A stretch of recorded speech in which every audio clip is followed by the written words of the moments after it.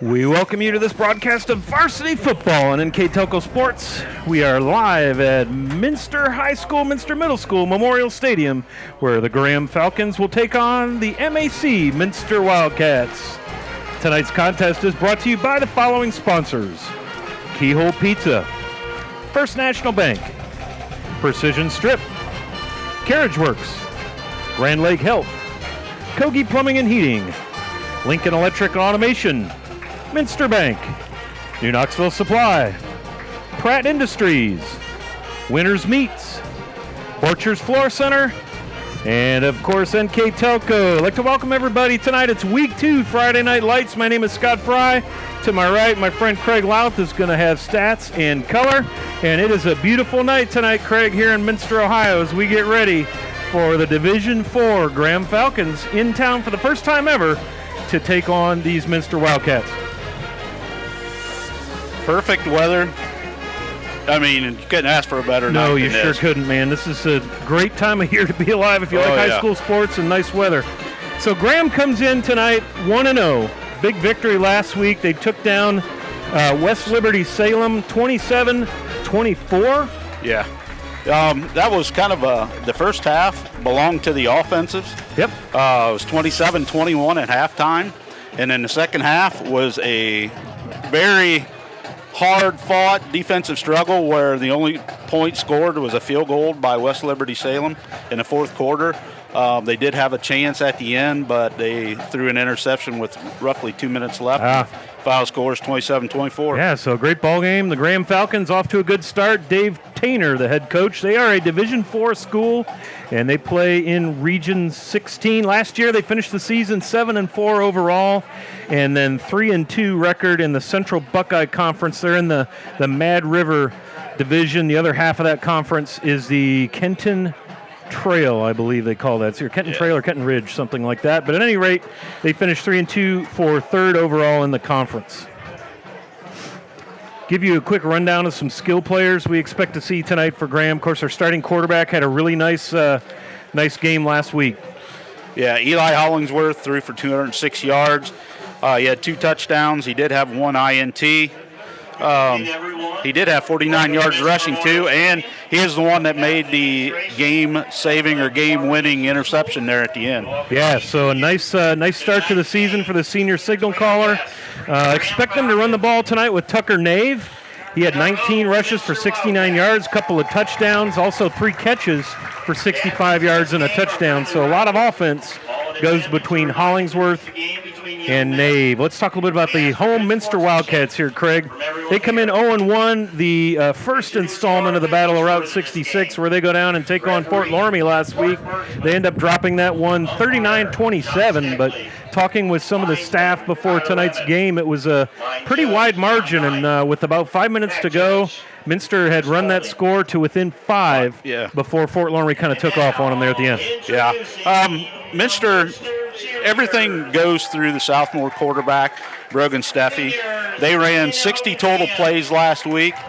He either threw the ball or ran in 51 of them. So the Minster offense runs right through him. Yep, and he was a freshman last year, very, very sharp. And we look to see good things from him this year in his sophomore campaign. Had a nice basketball season playing varsity quite a bit. And if you're playing varsity on the basketball floor in Minster, Ohio as a freshman, you're doing all right. So let's talk a little bit about the MAC last week. They opened up, of course, everything's out of conference for the first 2 weeks of the season for the MAC. Anna took down Indian Lake 34-19. Coldwater 37-2 over Kenton in their annual matchup. Wayne Trace squeezed out Fort Recovery 18-14. Marion Local and Wapak, they were at a 7-7 tie headed into the last quarter. And Marion Local doing Marion Local things there late, as Tim Goodwin likes to do. 21-7 the final there. And then, as I mentioned, Fort Loramie took down Minster. New Bremen beat Lima Bath 28-0. Crestview took out Parkway 51-14. St. Henry shut out Covington 51-0. Versailles over WBL Salina 31-6. And Delphus St. John's won the Battle of Delphus, beating Jefferson 49-27. Yep, so they're the 2022 champions of Stadium Park. The nice turf they put in up there in Delphus. And it's important to note, I think, that the MAC went 4-0 against the WBL last week in the opening week with the Cardinals of New Bremen, Versailles, Marion, and then Coldwater, all with wins over WBL schools. So the MAC opens the season 7-3 on the campaign to start things off. Give you a rundown of what else is going on tonight. We'll try to keep you on some scores. Coldwater's at Bellefontaine. Delta St. John's is at Lima Central Catholic. Fort Laramie comes in to play Versailles. That's going to be a good ball game right there for sure. Oh, yeah. Macomb and Marion, always a great game. They usually see each other late in the playoffs, like state semifinals. Brookville, Anna. Archbold St. Henry. Fort Recovery travels to Urbana. North Central from Indiana is going to be out in Rockford at Parkway. And then tomorrow night, the New Bremen Cardinals make the trip to Sydney High School, where the Lehman Catholic Cavaliers share that beautiful stadium with the Sydney Yellow Jackets. So we are down to under 2 minutes to go here before the half. When we come back, we will give you the starting lineups. Graham will receive the opening kickoff. But once again, it's Friday Night Lights, MAC style, as the Minster Wildcats host the Graham Falcons here on NKTelco Sports.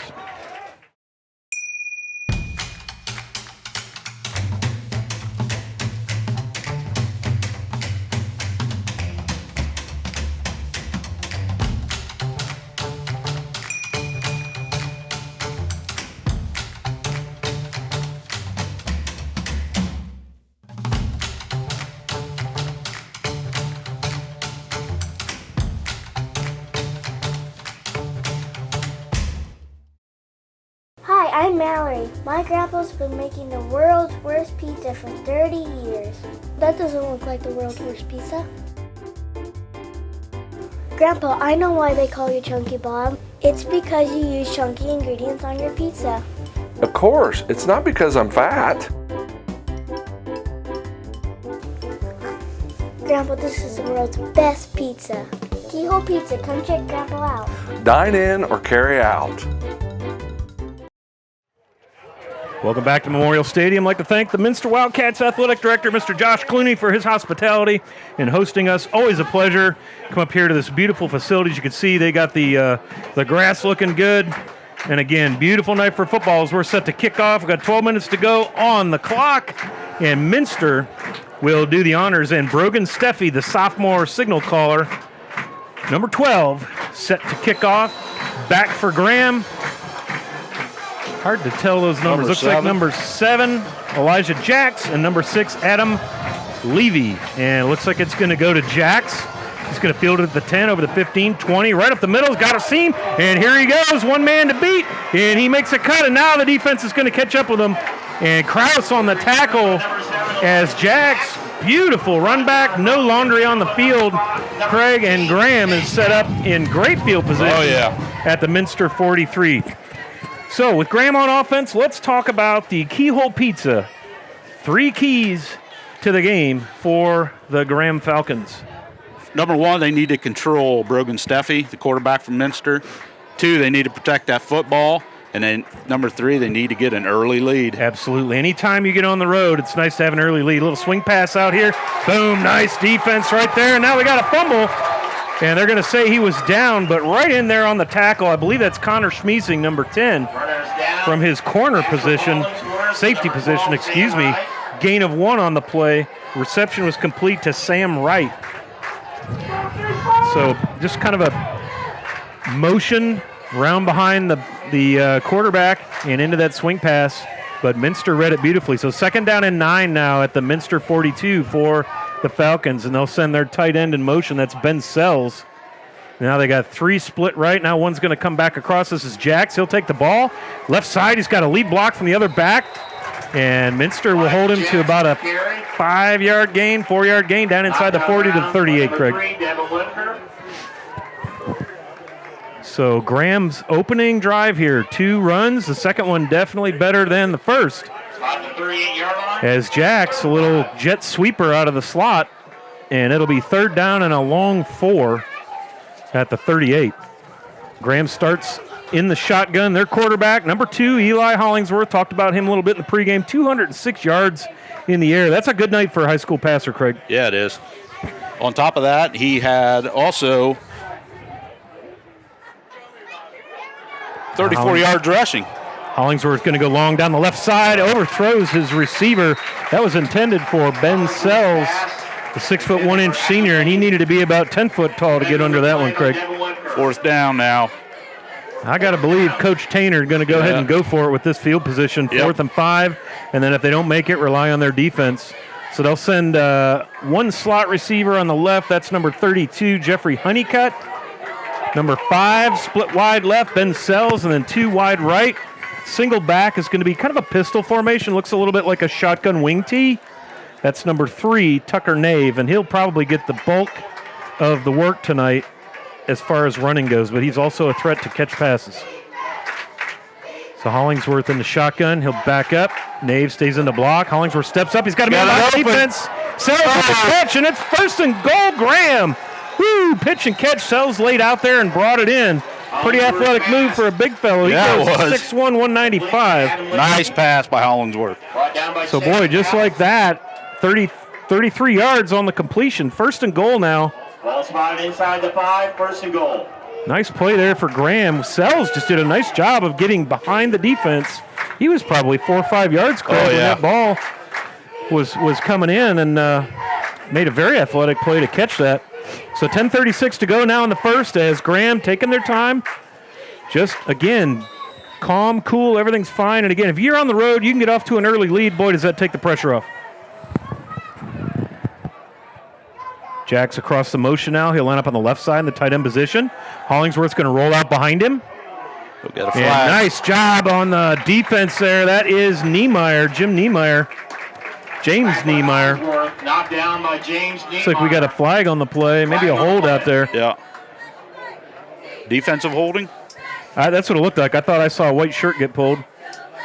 Yes, sir. Good eye, Craig. So that'll basically be kind of a half of the distance to the goal, but I believe that's an auto 1st down. Defensive holding. We'll see what the gentleman in the white hat says. Holding on the defense. Half the distance, still 1st down. So the benefactor of the first penalty tonight goes against the Wildcats, so Graham will benefit from that. Not a great benefit in terms of yardage, Craig, but not a bad deal to get 2 first downs in a row you're the Falcons. And now they'll go a little bit more of an I formation. 3 receivers left. Look for Nave maybe to get this up front. And he does right up the middle. And he is in for the score. Boy, oh boy, I think you and I could have gone arm in arm through that hole. Yes. That was a nice job of opening things up on the interior line. And let's go ahead and get you some Graham starters up front. Right tackle is 57, Jack DeWheel. Right guard, 64, Caden Barnes. Talking about steamrollers up there. The center, 78, Ryan Stevens. Left guard, 70, Gabe Dunham. And left tackle, 73, Ian Robinson. As Hollingsworth back to kick, the extra point is up. And it is good.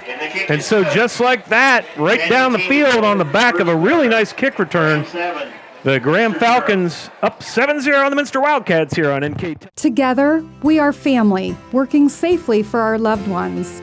We are problem solvers who challenge the status quo and drive improvement. We care about our customer relationships. We stay true to our values, caring and respecting one another. We embrace change as we journey through our career. We are Precision Strip, the world's leading processor of rolled steel and aluminum. Precision Strip, doing the exceptional. At First National Bank, we are working hard to make your life a little easier. With products like Card Valet, an app allowing you to control your cards with real-time notifications, transaction restrictions, and spending limits. The ability to access your money through 55,000 all-point ATMs across the country, surcharge-free. Live customer support when you need it. And online and mobile banking, allowing you to gain access to your financial information wherever and whenever you like. First National Bank, making your life a little easier. Welcome back to Minster High School. Just like that, the Graham Falcons out front 7-0 on the First National Bank Think First scoreboard. And now Graham getting ready to kick things off as Minster will get their first crack on offense as Hollingsworth lines up. Kind of the do-it-all guy here. Place kicker, kickoff man. He's punter, corner, punter, QB, little short kick. And that goes to Kaus. Kaus is going to come up the right side, close sideline. He gets over the 30, picks his way through, where he is tackled by a couple of Falcons. And so Minster is in solid field position to start their first drive. And let's talk a little bit about the Keyhole Pizza Minster keys to the game for the Wildcats? Well, the first thing they have to do is limit their mistakes. They have to disrupt Hollingsworth, both on the offense side, defense, special teams, and Mr. Do-It-All.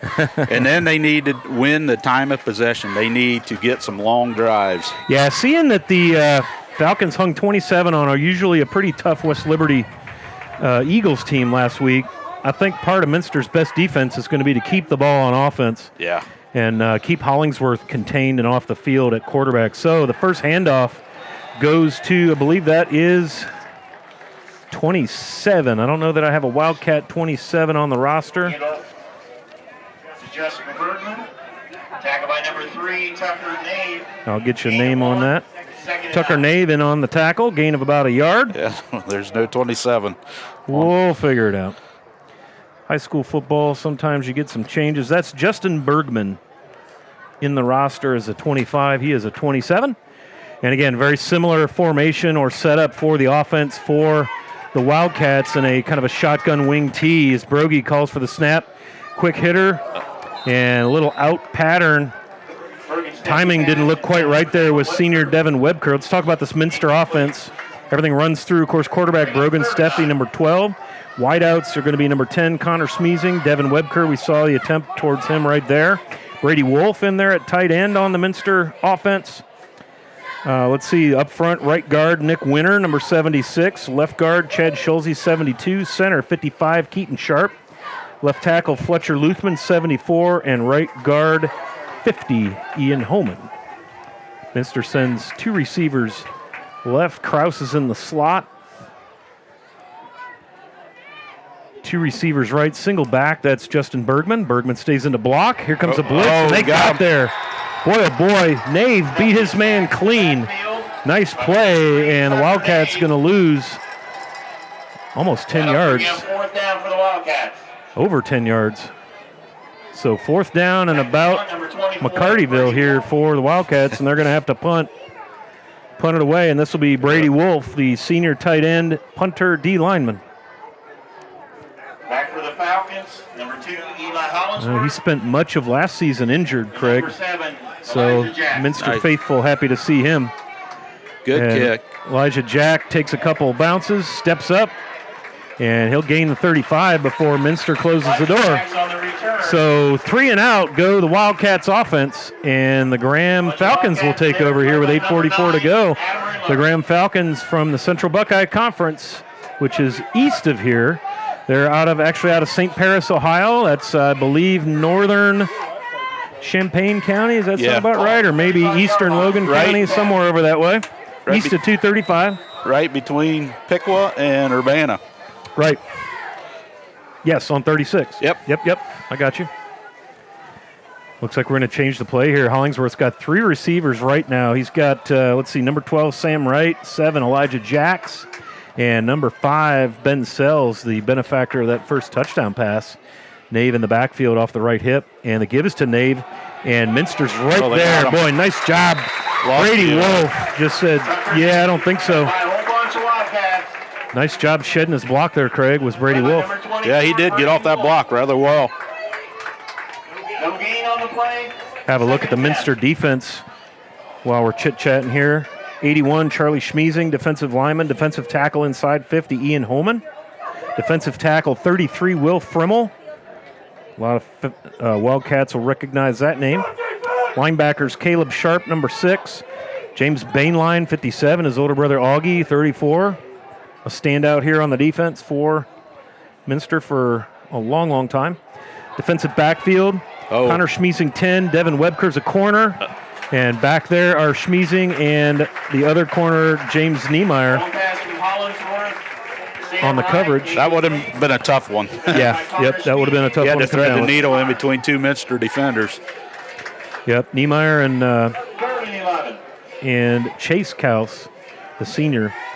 Nice job on defense there for the Wildcats. Another 3rd down. So Graham, if you're just joining us, welcome. Graham on an opening drive touchdown. Highlight of that play was the kick return out to the Minster 48, and then the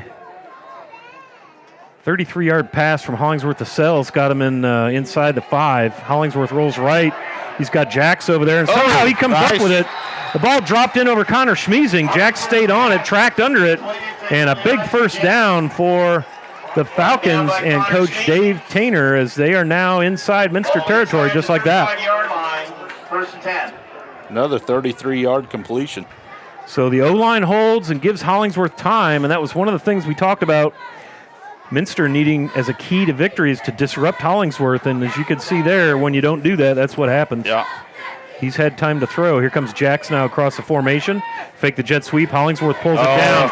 Nice job staying home. Charlie Schmiesing, the junior. Man in the backfield by number 81. Nothing doing there. Loss of about 2 on the play. Well played there.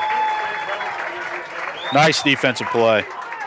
Schmiesing, again, just read the play, scraped inside, and there was Hollingsworth, and he ate him up.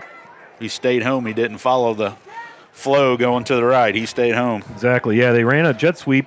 Hollingsworth pulled it out of the belly of Jax, kept it, and boy, oh boy, Schmiesing was there. Now Hollingsworth rolling right. Schmiesing with a little pressure. Complete to Jax downfield, but again, Minster snuffs that out. Great coverage downfield.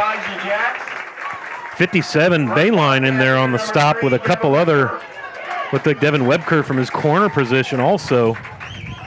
So down again. It'll go in the books as a completion, but I think they may have maybe lost a yard on that play. Early score, Fort Laramie is at Versailles. They are up 7-0. They had a really nice win against these Minster Wildcats last week down in Fort Laramie. Now a toss to Nave, and man, I tell you, he gets going. Yeah. Golly, he got about 8 yards, and I think 3 of that came after he was hit. Just as momentum. And also Isaac Larger. So we'll see where they spot the ball now. It should be 4th and about 4, maybe 3. It's like the ball's down at about the 26-yard line, and of course, Falcons down here in 4-down territory, especially where their defense is playing, Craig. Hollingsworth will step to the sideline, get the play. One receiver wide right, that is number 12, Sam Wright. 3 receivers left. Sells, Jax, 32. and Honeycutt. And they run Nave up the middle, and Minster shuts it down. Nice job, the interior Minster defense, and that's going to be first down Wildcats on the change of possession. So nice job there for Coach Seth Whiting in his second year in that defense as they stand up Nave in the hole, which is no small task. Right. Good defensive stand by the young Wildcats. So now they just need to hang on to the ball, get a few first downs here, and march it the other way. So let's talk about some Graham starters on defense. We'll start in the defensive backfield. Number 2, Eli Hollingsworth is a DB. Number 6, Adam Levy. Number 7, Elijah Jax, all defensive backs. Number 12, Sam Wright. Number 32, Jeffrey Honeycutt. Up front, number 40, Jackson Hall on the D-line. Owen McGuire also on the D-line. Linebacker, Jack DeWheel. Looks like number 5, Ben Sells, also up front. And number 12, I believe, they got Sam Wright up there sneaking up. Nice hole. Justin Bergman with a big hole. Very close to first down yardage, Craig. I think they got exactly 10 yards. So the first down of the night for the Wildcats comes courtesy of Justin Bergman, the junior running back. To the 35-yard line. 5'10" 180-pound junior. Nice hole up the middle. And he was into that second level of the defense. And a Minster first down. So Minster now 2 receivers left, 1 right, double back this time. And they give us to Bergman. And boy, nice job that time on defense. Caden Strader, the sophomore linebacker, number 4. Shut that down pretty quickly. No gain on the play. Number 18 also up front there, Caden Marshall at the defensive end position for the Falcons. Missed him in that starting lineup. So 4:34 to go here in the first period on the First National Bank Think First scoreboard. The Graham Falcons opened up their initial possession with a touchdown run by Nave. And that's how we got to 7-0. Now Schmiesing comes in motion. He'll set behind the O-line. And quick pass by Steffi. And that's going to go to Niemeyer. And that's about a 9-yard gain. Nice little pitch and catch there. Brogan Steffi to Niemeyer. And that'll bring up Very short yardage here, very manageable for third down. Now they'll bring in the big back, Will Frimmel, sophomore, 5'10", 215, number 33. You saw rumbling in there. So you got to believe now Coach Whiting's going to take a crack at the middle of the field here. Look at the size of Frimmel. His older brother graduated last year. He was an interior lineman, standout, all-MAC player. And Frimmel does have it, and he's got first down yardage as he gets across the 45 to the 46, brought down there by number 57, Jack DeWheel. First down, Minster. Nice drive they got going here, Craig. Yeah, they do. Good pass run mix. Making some holes up front, holding their blocks, getting time for the backs to get upfield. Run that clock. And more importantly, run the clock and keep Hollingsworth out from the shotgun position on offense because, man, so far Hollingsworth has looked sharp at the quarterback position. You see him back there playing center field, safety number 2 for Graham. Steffi now going to take it himself, and Graham gets off a block there. That is 37 on the tackle, Josh Still. Tackle by 37, Josh So Still. you could see he's in the books as a defensive back, but he's kind of lining up as a linebacker. I'm guessing that's your spy on Steffi. Yeah. You just can't not account for him, as he's very quick, very explosive. He had 21 rushes last week against Fort Loramie. Yep. For 103 yards. Not too shabby. Got to account for him. And as you saw there on that pass to Niemeyer, he's got a nice arm too. Yeah, he does. 2 receivers right, 1 left. Bergman now going to go out and be the outlet check down man. Brogy's flushed. Going to throw downfield. And, oh, man, Devin Webker, the old tip drill. Heads up play right there. Went right through the hands of Chase Krause. And Devin Webker there. Mr. Opportunity makes it happen. Very nicely done there. And you see Minster's got those matte black helmets with the chrome M. I love that look. Very nice looking setup on the headgear. But, boy, what a play by Devin Webker. Right through the hands. That's the kind of ball often gets intercepted. Yes. Yep. Nice play. So Minster now, another first down. It's their third one of this drive. Looks like they got Frimmel in behind the right side of the line. Steffi, quick pass to Webker, little hitch. He's up over the 35, down to the 32. Good 10 Very yards. close to another first down for the Wildcats. So very impressive drive here for Coach Whiting in his second year. Looking to build on what he did last year. They were 1-9, not a typical record for the Minster Wildcats. A lot of success in this program over the years. 5 MAC titles, 3 state championships. And so Coach Whiting now taking his turn building the Wildcat legacy, hoping for an improvement this year.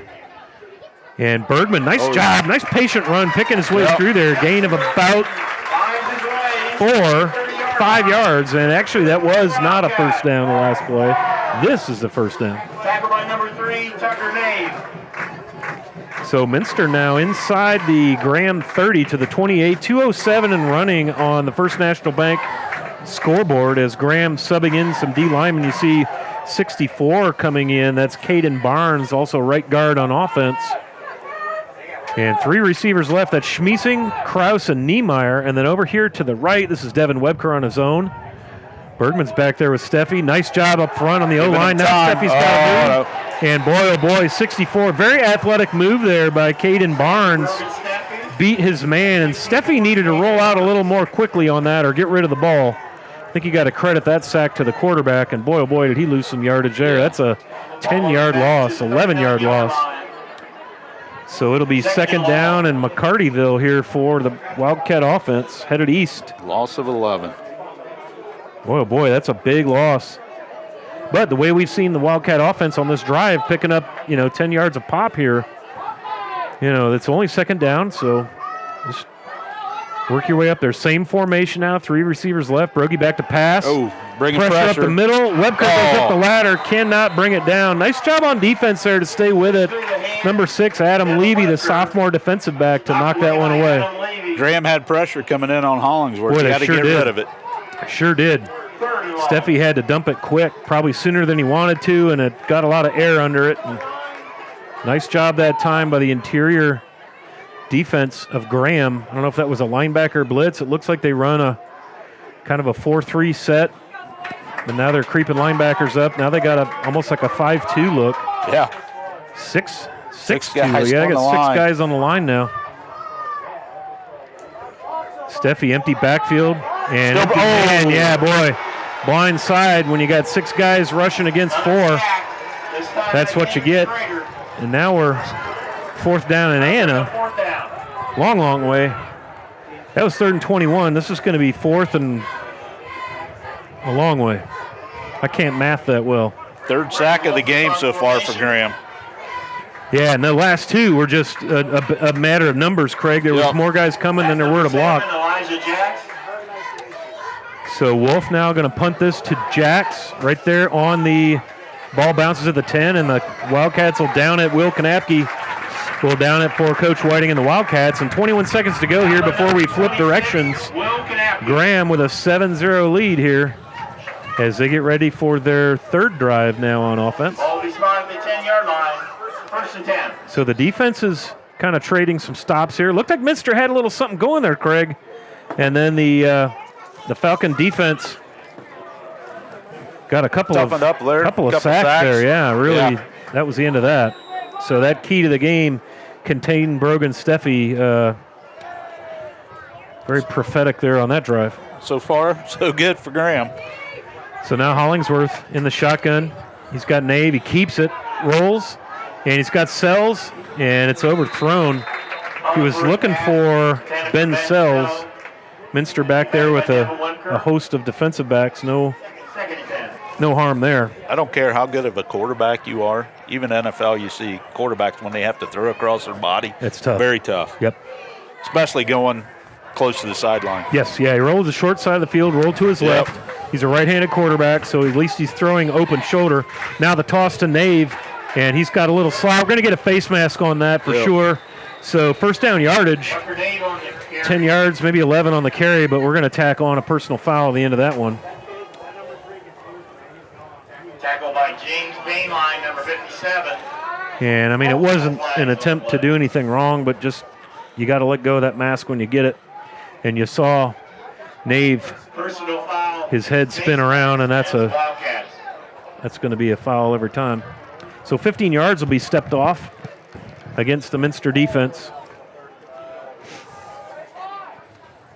And Graham getting out of their own end. They were down inside the 20 to start this drive, and now they're out to the 36. Started this drive at the 16. There was a 10-yard gain and a 1st down for Nave, but then that personal foul face mask tacked 15 more. That'll end the 1st quarter of play. All right. You heard Dave Kanapke in the background. I'd like to thank him for the rosters and starters as he announces the end of the 1st quarter of play. And on the First National Bank Think First scoreboard, the Graham Falcons visiting Minster have a 7-0 lead here on NKTelco Sports.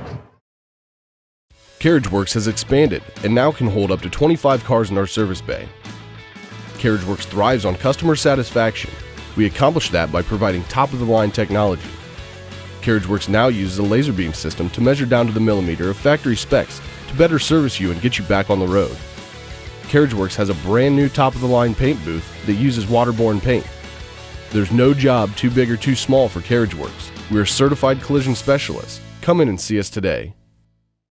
Kemmler Orthopedic Center is focused on a personalized, caring approach to treat all aspects of orthopedics, including total joint replacement, shoulder reconstruction, stem cell injections, and more. Dr. James Kemmler and Jed Cooney, certified PA, are dedicated to providing the best orthopedic care in the Grand Lake region. Kemmler Orthopedic Center has offices located in Salina and Van Wert, along with extended evening hours. To schedule an appointment, call our office at 419-586-5760. Welcome back to Minster. At the end of one, the Graham Falcons lead the Wildcats by a score of 7-0. My name is Scott Fry. With me is Craig Louth. Super happy to bring high school football to you on this beautiful evening. And this will be Nave, and he stood up at the line of scrimmage, manages to scoot forward for a couple of more in there on the stop. Number 24, Brady Wolf. Through the Minster line. There's met by number Also in there, number 36, Isaac Larger, the sophomore. And it'll bring up second down and a long 7. 2nd and 7. Give you some scores from around the area tonight. So far tonight, LCC, that's Lima Central Catholic, leading Devil St. John 7-0. Told you earlier, Fort Laramie 7-0 over reigning D5 state champion Brazil's Tigers. Marion Local up 7-0 over Macomb. Archbold's visiting St. Henry tonight 7-0. Here's the toss to Nave. Looked like maybe a little mix-up between Hollingsworth and Nave. A little option action to Tucker Nave. Caleb Sharp number 6. forced it, Caleb Sharp. tripped up the running back, and then James Niemeyer cleans it up, but not before he gains about 6. 3rd and 1. Nave has 7 carries for 27 yards so far. Yep, good start. Almost 4 yards a carry. We'll take that at any level of football. 2 receivers left, 2 right. Single back is Nave. And now the toss to Nave is going to run big, wide opening through the slot. Nobody there. Oh, lost the helmet. Boy, oh boy, and that was a tough hit. On the pitch play, across midfield. On the stop right there. Connor Schmiesing, number 10, who goes about 155 pounds up against Nave, who's 195. And you saw Schmiesing's helmet go rolling upfield, so glad he's up and off the field okay. And that's a first down, Graham. So 3 receivers right, 1 left in motion. That's Elijah Jacks on the jet sweep. They fake it. Flags in the air. Wide open down the middle. That's number 12. We'll see if it stands. Sam Wright. And he's going to house it for the Falcons, but we do have laundry. So we'll see what happened there. Illegal motion against the offense is what I think we got just watching the conversation on the orange M. Illegal shift. So that'll bring it back. 5 yards back. Boy, oh boy, nice pitch and catch, though. I'm going to guess that the coaching staff is going to circle that one in the playbook, Craig. Yes, they will. We'll see that here in a little while because that little post pattern was wide open. And Hollingsworth hit right, and he was gone. But all for nothing as they lose 5 yards, and they will replay first down. Oh, it's from the spot. Is that right? Should only be. Yeah, okay, I'm looking at the down and distance marker. Yep. He went a little too far there. So 5-yard penalty. 1st and 15. Graham will have it. 1st and 15 at the 47, their own 47. Oh, offside. And now they'll pull Charlie Schmiesing into the neutral zone, so Graham will get their 5 yards back. 5 yards back to where it was. 10:18 to go before the half. If you're just joining us, thank you for hanging out with us on NKTelco Sports.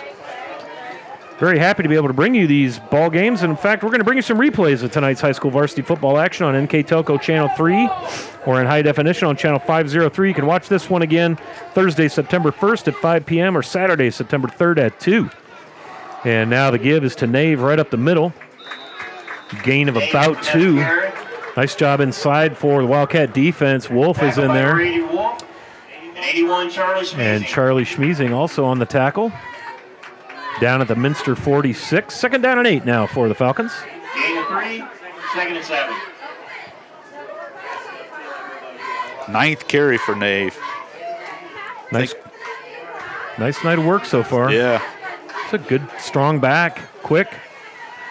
Gets up in the hole pretty quick. Here comes Jackson motion. Nothing there. Oh. Now Hollingsworth, and we got a little miscommunication. Somebody zigged when he was thinking zag. Yep. Looked like they were trying to run that little corner out there. Yep. And it was not there. Whoever was supposed to be there was not there. 3rd and 7. So 3rd down and a long 7 here for the Falcons. Minster just trying to get off the field, get the ball back. It'd be great to get a score before the half. 7 minutes, 9.5, excuse me. Goodness, Scott, 9.5 minutes to go here in the second. They've got Sam Wright out wide left. They got Elijah Jacks in the slot right, and Sells with the lone big reception tonight, 33-yarder. And Hollingsworth's going to roll towards us, towards the near sideline. Here comes Bainline. And there's a catch down on the sideline. We'll see if they mark him in or not. Looks like the official, the side judge, is going to give it to him. Yep. And that is going to be a first down for the Falcons. Connor Schmiesing. I'll tell you, Connor Schmiesing may not be a big dude, but boy, he can bring the heat. When he comes up and makes a hit, That was a nice hit he put on Jax. Jax goes 180. Schmiesing is 25 pounds lighter. Nice play, but the Falcons with a first down now. 3 receivers left. Nave in the backfield. Hollingsworth looking at Nave all the way over, throws him. And Nave was covered right there on defense. Caleb Sharp starting tonight. Even if completed, that may not have created too much yardage. Might have been better that it wasn't completed. Well defended. Sharp is in for Gabe Bornhorst tonight. So 2nd and 10 on the incompletion. Now we'll go no back, empty backfield. 3 receivers left, 2 to the right. All the way out here wide right is Nave, and they will throw to him. 3 catches last week and a touchdown. And now they get a little wide receiver screen going. This is Sam Wright on the reception. And a gain of about 8. Nice play right there. Now that dials up 3rd down and 2 and reopens the playbook. Defending Connor Smeezy. Nice play there. Isaac Larzer. Let the receiver kind of clear away that soft spot on the left side, and Wright collects the ball, and before they can bring him down, he's got 7 yards. So 3rd and 3 now, very manageable for the Falcons. 3 for 6 on 3rd down so far tonight.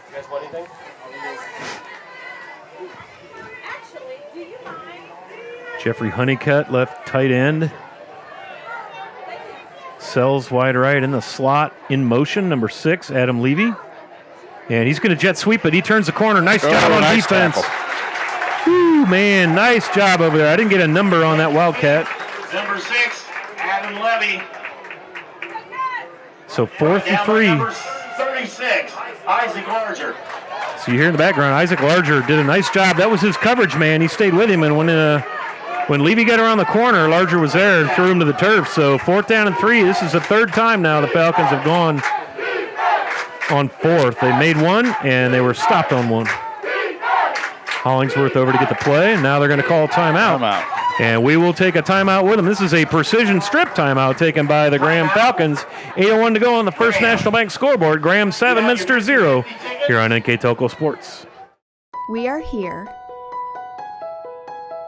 And here. And here. Minster Bank is everywhere, providing every banking service that you need to keep your financial life in order. Whether you are on the go or stopping by one of our branches, Minster Bank is here for you. We proudly support the communities where you live. Minster Bank, helping people achieve financial success. Are you looking for a rewarding career? Lincoln Electric Automation in Coldwater and Fort Loramie supplies top-of-the-line automation systems to manufacturers. Lincoln Electric Automation routinely develops its team through hiring and by offering advanced technical training. We understand that every employee matters, and every role contributes to the success of our business. We offer advancement opportunities, competitive wages, and benefit packages. Visit LincolnElectric.com and get on track to a better career and a better future. Welcome back to Minster High School. And once again, I was telling you about the replays. We'll replay this one on NKTelco Channel 3 or in High Definition Channel 503, Thursday, September 1st at 5, Saturday, September 3rd at 2. You can also watch more games on demand through YouTube, Facebook, and at nktelco.com/sports. Let's see what the Minster defense dials up here. So 4th and 3 now for the Falcons. We got Jackson in the slot. Oftentimes he'll come across the formation. Looks like this time he's going to stay. Honeycutt resets, and now Jackson nice. Hollingsworth, what a nice play. And Hollingsworth with the reception. And that's a Falcons first down. Little razzle-dazzle there. Double handoff, Jackson's up with it. And Hollingsworth ends up with the reception. And a big first down for the Falcons. 14 yards. So they are set up there. Down now, 1st and 10 at the Minster 15-yard line. Nice drive here for Graham. Eat up a lot of clock, bunch of first downs. Little razzle-dazzle. And again, we got an empty backfield. Hollingsworth back there by himself. Honeycutt now in the slot at tight end. Bobbles the snap. Pulls it down, and boy, oh boy, Frimmel right there, as there was really nowhere for Hollingsworth to go. Maybe got a yard. Yeah. Will Frimmel. So the sophomore defensive tackle, 5'10", 215. Nice job of containing Hollingsworth on that play. They did give him a yard, Craig, so 2nd down and 9 now for the Falcons.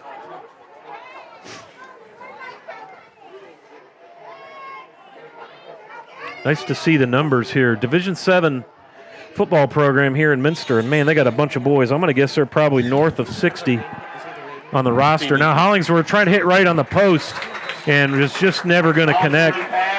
Back there on defense was Chase Kouse for the Wildcats. That'll bring up 3rd down and 9 now, so hopefully Minster can bend but not break here for Coach Whiting, again in his 2nd year. So far, Hollingsworth is 6 for 13 for 87 yards. So Hollingsworth now with Nave off his left hip, sort of that little pistol formation. Nice and boy, oh boy, Minster's right up in there. 36, Isaac Larger. Boy, we've called his number like 3 times tonight. Yeah. And man, has he made some plays. Beautiful play right there on that. I mean, Nave is no small job. 5'9", 195 to bring him down. And I mean, Larger wrapped him up, head up. On the tackle. Classic form tackle. And so now we're going to get a field goal attempt here. Hollingsworth with the attempt. Sells puts it down, and this never had a chance. Nope. I don't know if it was touched by Chase Kouse or not, but that had no prayer. And so the Minster defense bends, but they do not break. Nice job right there by Minster. Great play, Isaac Larger. I'll tell you, he's really having a nice first half of football on defense, Craig. Nice stop by the Wildcats. Just what they needed. So now, 6:23 to go on the First National Bank scoreboard. You know, if Minster can just take a nice, they had a great drive going, and 2 sacks kind of took them out of that. If they can get that momentum going again, Craig, and get a score here before the half, boy, that's... And they get the second half kickoff. And they get the second half kickoff, exactly. So the Wildcats now will take over 1st and 10 at their own 20. That's Tanya's, Neymar's mom, Dot Farmer.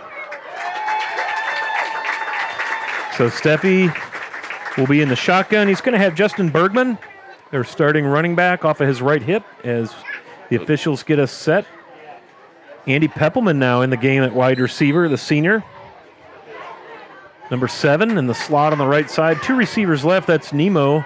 All the Niemeyers kind of go by Nemo. This is James, the last of Brian and Tanya's kids. Large athletic family here in Minster. And now Steffi's going to roll right. All kinds of time. Now he's going to go ahead and pull it down. And boy, Sells. Nice job on pursuit. Scrambles for a couple yards. Forced Steffi out of bounds. Maybe a yard. Maybe not quite, but... Gain of 1. Nope, they did give him a yard on that. So nice job on defense there. Sells from his right defensive end position. You see him there, number 5. Just followed Brogy right down the line of scrimmage and ran him out of bounds. Great play, very athletic. Graham's trying to put a lot of pressure. Well, so far, so good. Yes. Gosh, the last 2 plays on defense before this one were sacks and big ones. And again, Graham's got 5 at the line of scrimmage. They send 5. Steffi keeps it again. Look how quick he gets out there to the right. This time he's going to gain about 5 before the Graham defense stacks him up. Brown went right in. First Falcon there, number 12, Sam. Very quick, Steffi is. But Graham's done a good job of containing him. He's not made any big plays. A couple nice throws downfield. Now Connor Schmeezing, number 10, and Dylan Heitkamp, number 8, will bring in the plays. Here comes Frilling off. As you said earlier, it seems like Graham has a spy on Steffi the whole time. Absolutely. Now look at Graham, 6 up on the line of scrimmage again with an offset linebacker left. Watch that outside pressure. And an empty backfield.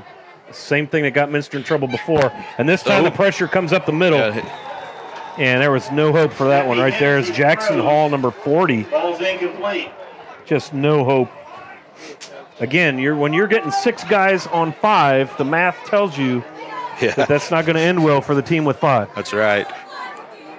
That's some top-notch analysis right there, by the way, Craig. I spent a lot of years watching football to come up with that. And so Minster will send Mr. Wolf. This is Brady Wolf, the senior, 6'3", 205 on the weight scale.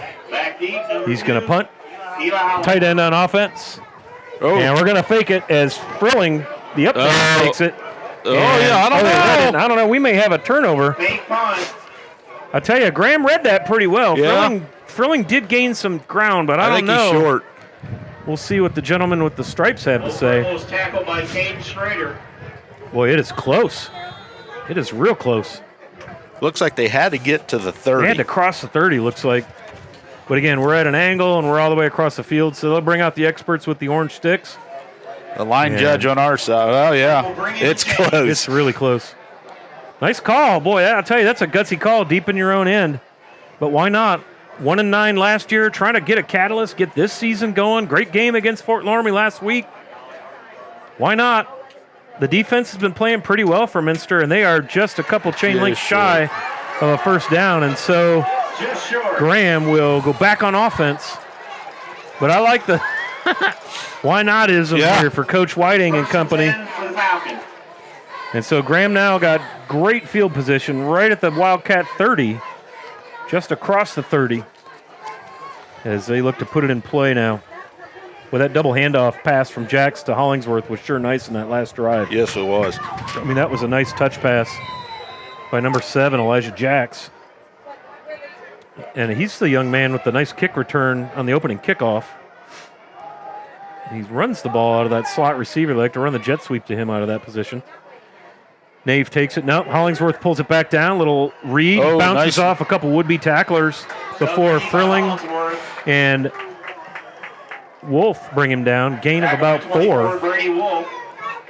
Looked like they had him hemmed in at the line of scrimmage. Somebody put a good pop on him, and he just bounced off of it as Ian Homan exits the field.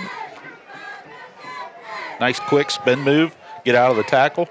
See, Minster runs kind of a traditional 4-3. 4 down linemen, then 3 linebackers. Now they'll pull a down lineman up.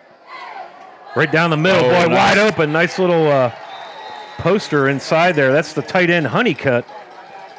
Little post pass, and that's going to be a Falcon first down. And so now all of a sudden here, Coach Tainer and the Falcons in business, 1st and 10 at the Minster 11. 4:38, and the clock continues to run in the second quarter here on the First National Bank Think First scoreboard. Graham still holds on to a 7-0 lead. Nave up the middle. Got a little bit of a hole there off the right side A-gap. Across the 10-yard line.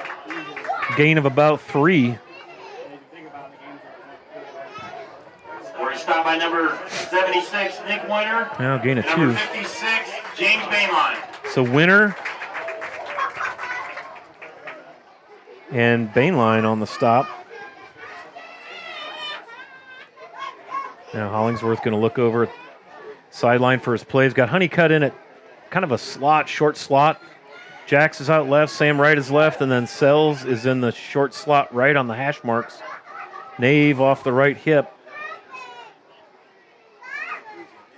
And a little drop back. Oh, nice job of getting out of that because, boy, they had him. Yeah, he did. Woo, they had him. And he's going to be down close to first down yardage. Gain of about 5 on the plays. Probably a yard short. Yeah. Connor Schmeezing on the tackle. And now at this short field, Minster's going to run Brogan Steffi in, probably in a safety position again, just to try and get in there and make a play. Want your best players on the field here. 3rd down and about 2. Yeah, long 2. At about the 4-yard line. Clock runs almost down to 3 minutes to go before the halftime intermission. Jacks across the formation in motion. Hollingsworth wide open. Right. And boy, tight coverage in the backfield as the defender, and that's Brogan Steffi, gets there the same time as the ball. He missed Honeycutt. He was wide open in the back of the end zone. Yeah, he was intended for Sam Wright coming across the middle. Brogan Steffi, as you see 12 on 12 out here in the slot. So nice play there for the sophomore defensive back. And this is 4th down now and 3. They can get a first down inside the 1, the Falcons can. Empty backfield. Here comes Jax. And the fake toss, and now a little there it is. Honeycutt wide open. Yep. Boy, nice play design. Minster unable to get over there and get on the tight end, and that'll be a touchdown Falcons. So Honeycutt, the recipient of that touchdown pass, first touchdown pass of the night for Eli Hollingsworth. And now Hollingsworth on to try the extra point. 2:53 to go here on the First National Bank scoreboard. Ball is down. Kick is, I think, blocked. I think Kaus got in there and got on that. So, with 2:53 to go here before halftime, the Graham Falcons 13, the Minster Wildcats 0 here on NKTelco Sports. Kogi Plumbing and Heating is your Bryant Factory authorized dealer. We have brought the best of comfort, control, and plumbing services to the St. Mary's area for over 60 years. We have been Reader's Choice winners for the last 4 years running and excel at providing our customers with efficient and reliable heating and air conditioning, as well as responsive service when a plumbing emergency arises. We insist that the products we install in our customers' homes and businesses offer the same performance and value that we expect ourselves. Call today for your next plumbing and heating or air conditioning needs. Bryant, whatever it takes. New Knoxville Supply Company, the supply source for residential, commercial, and industrial jobs. We specialize in plumbing products from many name brands, electrical products from replacing a light switch to rewiring an entire house, heating, air conditioning, and geothermal products, sheet metal ductwork, installations, and service. We are now housing more inventory, so all the hardware items you need to complete the job are available right away. New Knoxville Supply. Stop in, call, or check us out online at newknoxvillesupply.com.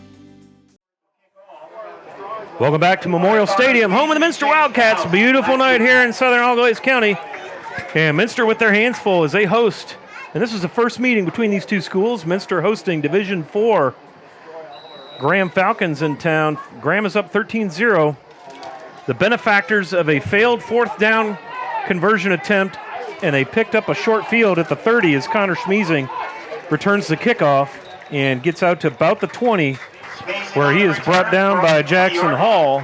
And now Minster with a 2-minute, 47 seconds of game time here to try and get something going on offense, as Graham defense has been pretty stingy. A couple of 3 sacks.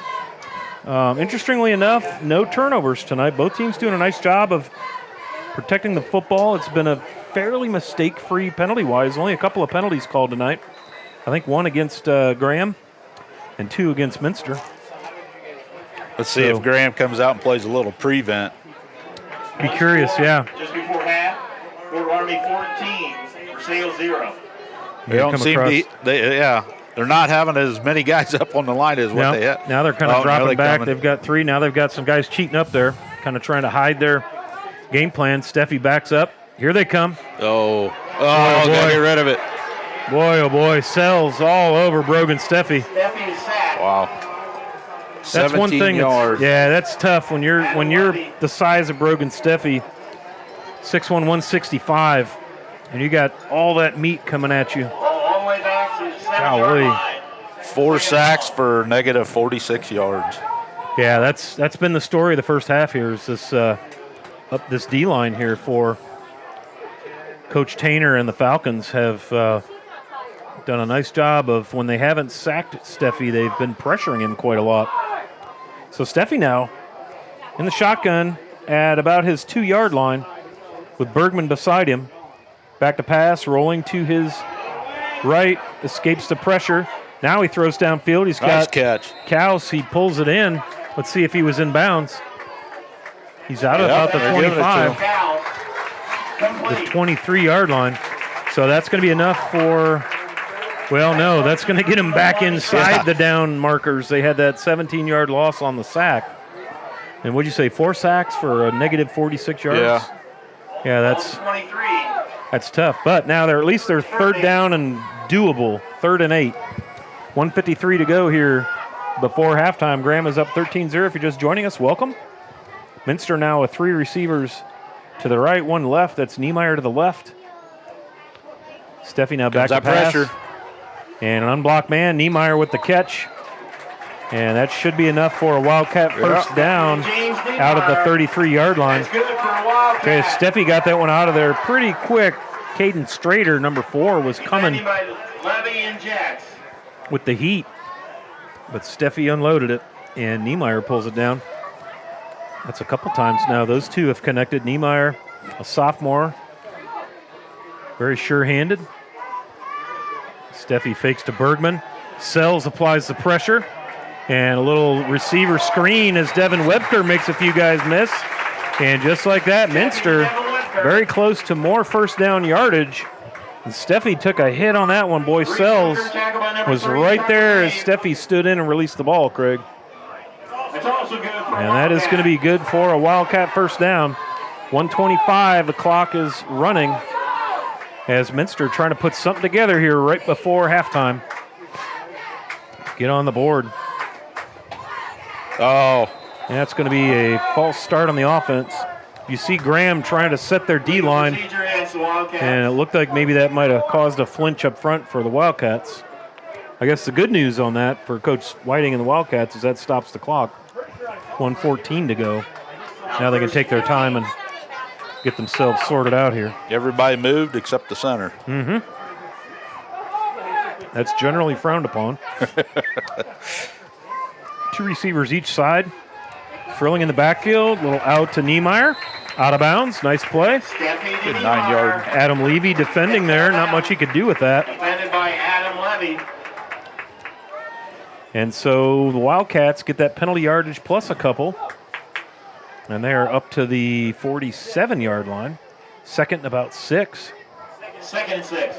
1:10 to go on the First National Bank scoreboard as Minster trying to get a little drive going here. They got three receivers right. That is Webker, number 3, number 8, Dylan Heitkamp, number 15, Caleb Kaus, and then Niemeyer on the right. Frilling in the backfield. He will stay in to protect. And there's another first down pitch and catch to Niemeyer. Steffi to Niemeyer. And I'll tell you, that is tough to defend. Niemeyer's upfield and out so quickly, and you can see those guys have spent a little time playing pitch and catch because by the time he comes out of his break, that ball is coming in. And that's a Wildcat first down, and more importantly, Niemeyer out of bounds again, Craig. That is Niemeyer's 5th catch for 48 yards. And Minster now across the midfield stripe. We take a break at halftime. Before we come back for the third quarter, Craig has been over here crunching and writing and ciphering, and so we're going to give you some statistics for the first half before we start the second half. Now here's a little timing pattern, a lot of contact. Nice catch. Niemeyer goes up and pulls it down. And Minster now moving the ball well as they get another first down. Beautiful catch. A lot of contact there. Could have been defensive holding maybe, a lot of jersey pulling. But Niemeyer was not bothered by that. He just went up the ladder and got it. Boy, oh boy, this is happy times here for Minster with two sophomores connecting like this, Craig. That's only going to get better as time goes. And we get a timeout now. I believe the Wildcats called that timeout. We'll just kind of keep it here with them. A couple of scores. Fort Laramie now up 14-0 on Versailles. Marion 15-0 over Macomb. Brookville over Anna 14-7. All these scores approaching halftime. LCC 14, Duffer St. John's 0, and Coldwater 7-0 over Bellefontaine. And now Marion stretches it 22-0 over the Macomb Panthers. And Parkway on the board now against the North Central Eagles from Indiana, 14-0. And they're at that beautiful facility over in Rockford. I always love going out there. And now Versailles has tied things up with Fort Laramie, 14-14. And Archibald St. Henry, Archibald 14, St. Henry 7. So a lot of good ball games around the area tonight. It's a great time to be alive, Craig, if you're into high school sports. Volleyball season's underway, cross country is out there, and of course, football. And now Kaus comes across the formation in motion. Steffi, great protection. Now he's going to go for Kaus down the left sideline, and a lot of contact as Jax kind of ran through him. Wow. I don't know if they're going to say that wasn't catchable. There was certainly some contact, but it'll be second down and 10 now. Yeah, Levy, he was face guarding him and never even turned around to play the ball. So Minster, we'll see what they dial up. Clock stops with 56 seconds on the First National Bank scoreboard. I'd like to thank our special sponsors. Keyhole Pizza brings us keys to the game. First National Bank, our scoreboard sponsor. Precision Strip with our timeouts. Excuse me, Minster Live View Brought to you by Borchers Floor Center, and later we'll name a player of the game, and that'll be brought to you by NKTelco. Steffi back to pass. Steps up to get out of the pressure. Way downfield, Kaus wide open, and he's laying in the end zone. Let's see if they give it to him. Yep. And they're going to say touchdown. Boy, oh boy, Steffi made that happen. There was pressure coming up the middle by Sells. Steffi stepped aside, and man, what a play. Kaus was laying in the end zone, and that ball did everything but skip in. What a nice play. So Minster on the clock. And you see Minster's got this interesting way of lining up for their extra points. And now Steffi's going to be back. Niemeyer to hold. Ball's down. Not a pretty kick, but they're going to say it's good. And so with 48 seconds to go before the half, Minster with an impressive drive. It was mostly Steffi to Niemeyer, but we got down in here, and the score goes to Chase Kaus, number 15, the senior wideout.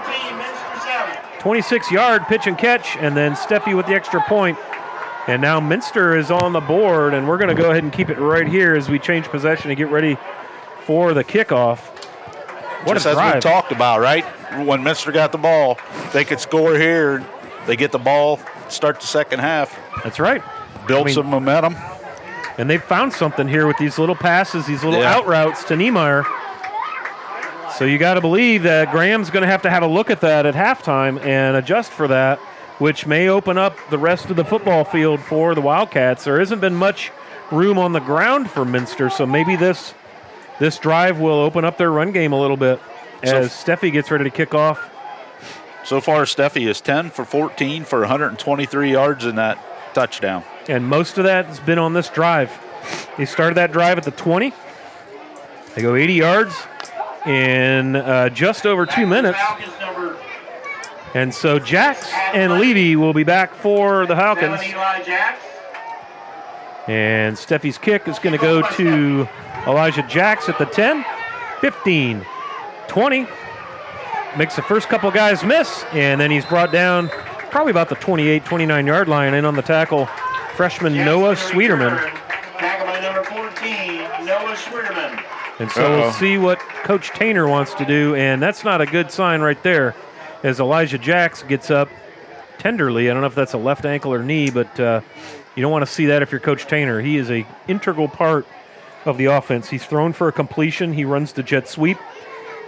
He returns kicks and punts, and he catches passes. All on the 29-yard line, first and 10. And not happy. No. Hopefully it's nothing major. I'm going to guess he's got an ankle issue. They'll go attend to him.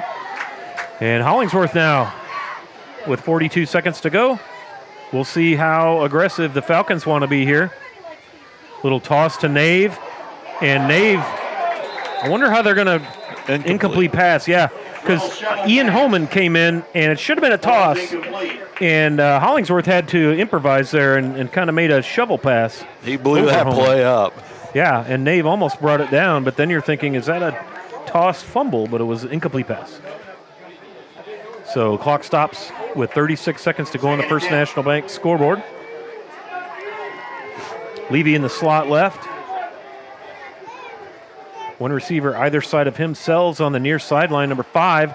And boy, oh boy, Ian Holman, 2 big plays in a row.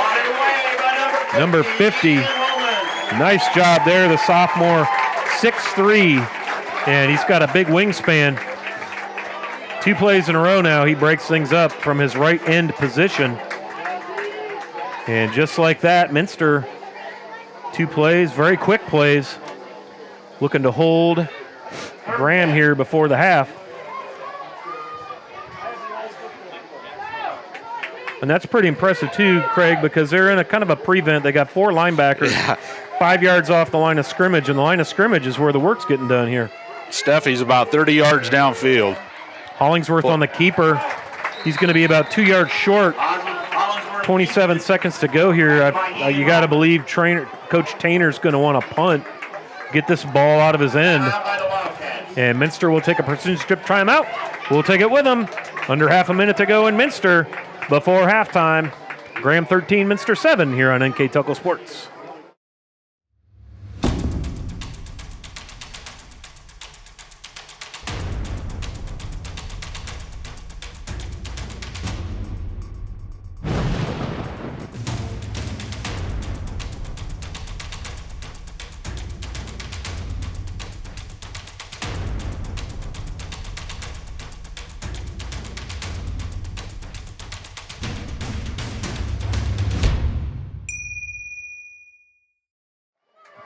Welcome back to Minster. 4th down. They're going to go for it for a 4th time, are the Falcons. Right and Levy left. 4th down and 3. The left side receivers with the tight end, 32 Honeycutt. And a little pooch punt from the quarterback position. That's nice when your QB is your punter. That'll burn a bunch of time. And, Minster goes ahead and picks it up. This is Kaus. And boy, oh boy, so little field position, 16 seconds to go. With a quarterback like Steffi, that gives you a chance at a play. 16 seconds. I don't know that you got time for 2 plays, like a long play and a field goal. Looks like Minster's got 2 timeouts left. So you could feasibly get a nice completion downfield, call timeout, and try to kick a long field goal, or 2 plays toward the end zone. Try and cut it in half and then get down there and open up the playbook. If you're Coach Whiting, why not?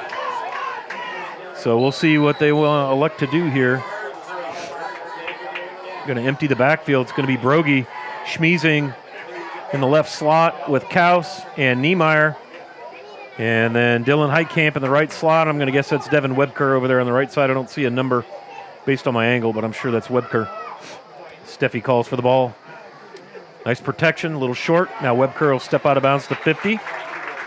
4 ticks off the clock, 12 seconds to go on the First National Bank scoreboard. Take what they give you, smart play. Again, they're going to play deep defense here for the Falcons. Just keep everything in front of you. Yep, don't let anybody get behind. And they still got 4 guys up front, but now one's going to drop. Again, 3 receivers right. Schmiesing, Kaus, and Webker. Heitkamp and Niekamp on the left side, 12 seconds to go. Wildcats with 2 timeouts. Now we'll try something a little deeper. Great protection. Now Steffi, he gets Connor Schmiesing at the 25. He loses the ball. And boy, oh boy, what a turn of events as Levy comes up with it. And he's going to be brought down with 000 on the clock.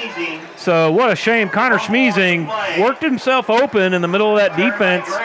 Caught it at the 25 for a first down and coughed it up. And that's going to bring an end to the first half of play. The Graham Falcons in town from St. Paris lead the Minster Wildcats by a score of 13-7 here on NKTelco Sports. When we come back shortly before the third quarter, we'll have Craig Louth in the first half statistics and highlights here on NKTelco Sports. Hi, I'm Mallory. My grandpa's been making the world's worst pizza for 30 years. That doesn't look like the world's worst pizza. Grandpa, I know why they call you Chunky Bob. It's because you use chunky ingredients on your pizza. Of course, it's not because I'm fat. Grandpa, this is the world's best pizza. Keyhole Pizza, come check Grandpa out. Dine in or carry out. Together, we are family, working safely for our loved ones. We are problem solvers who challenge the status quo and drive improvement.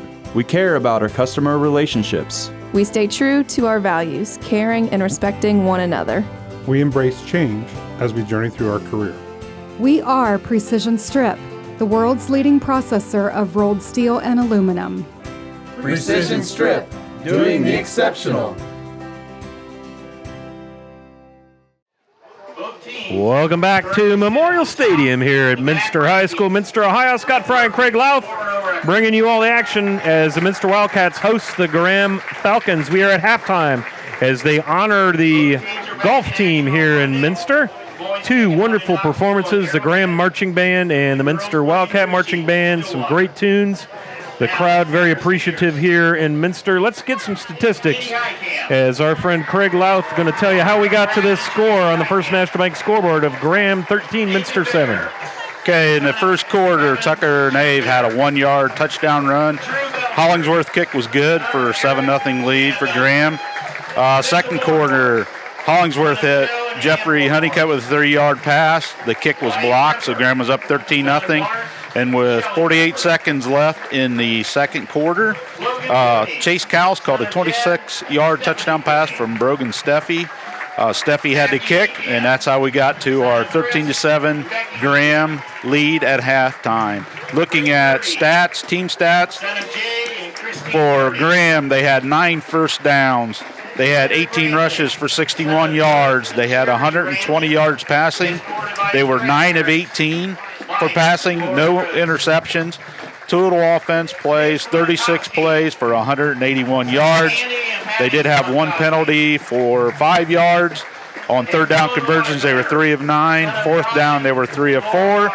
And the big number is they had 4 sacks for a minus 44 yards. Boy, that was the difference on the scoreboard because Minster had a good drive going there. Yep. And 2 sacks Yep. really killed that drive, snuffed it out. It got down into Graham territory. So, yeah, that's a big difference maker right there for sure, Craig. So for Minster, they had 9 first downs.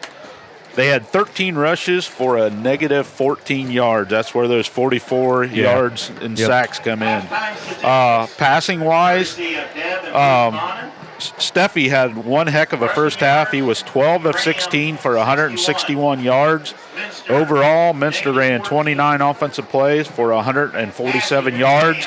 They did lose a fumble there on that last play of the second half on that 26-yard pass. They've had 4 penalties for 26 yards. Third down conversions, they're 2 of 5, 0 for 1 on fourth down, and they do not have any sacks. So the Graham defense really did a pretty good job until that last drive before halftime. Well, last 2 drives really. When Steffi, looked like Coach Whiting, instead of keeping Steffi in the pocket, started to roll him outside. Niemeyer had several completions in a row where he'd run a little out, and Steffi hit him. And then, of course, this 26-yard strike, Steffi escaped pressure up the middle to hit Krause, who was laying in the end zone. It was a heck of a play by Steffi to see him down there. But Minster, again, was on the way down on that last drive, and then they had that fumble, and that basically ended the first half. So, as you said, Graham is getting pressure on Steffi at quarterback if he stays in the pocket. Right.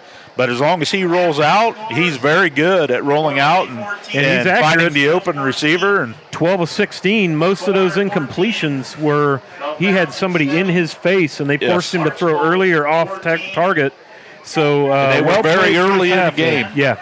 Very early. But as the half went, Steffi got definitely found a rhythm. So Minster will receive the opening kickoff here in the second half as the clock winds down here under a minute to go before we get underway. Some quick score updates. Coldwater 14, Bellefontaine 7 in the third. LCC 24-13 over Duffield St. John's. At the half, Fort Laramie and Versailles knotted up at 14 down at Whole Field. And Versailles, Marion now stretching out their lead over the Macomb Panthers 28-0. Brookville 14, Anna 7. Archbold 14, St. Henry 10. Fort Recovery travels to Champaign County seat, Urbana, home of the Hilltoppers, and the Fort Recovery Indians up 20-7 over there. And then last score we had from Rockford Parkway hosting the North Central Eagles up 14-0. The other MAC school, the New Bremen Cardinals, which we had last week, their win over Bath, they are in Sydney taking on the Lehman Catholic Cavaliers, who were victorious week 1 against Perry. So battle of the unbeatens in week 2 as the Cardinals meet the Cavaliers. But we've got business to do here, Craig, as Minster now to receive the opening kickoff. Hollingsworth will kick it off for the Falcons. And you got to believe we're going to see more of Brogan Steffi rolling, but I'll be curious to see if they try to get the run game going because negative net yardage on the run game, man, that's tough. Yeah. So they put 12 minutes on the First National Bank first scoreboard. And Hollingsworth is going to kick it west to east. And we're underway in the third quarter. And this is Connor Schmiesing at the 15, the 20, 25, over the 30, 35. And he takes it out over the 35, maybe the 38. So Minster will start off with great field position. Good here. return.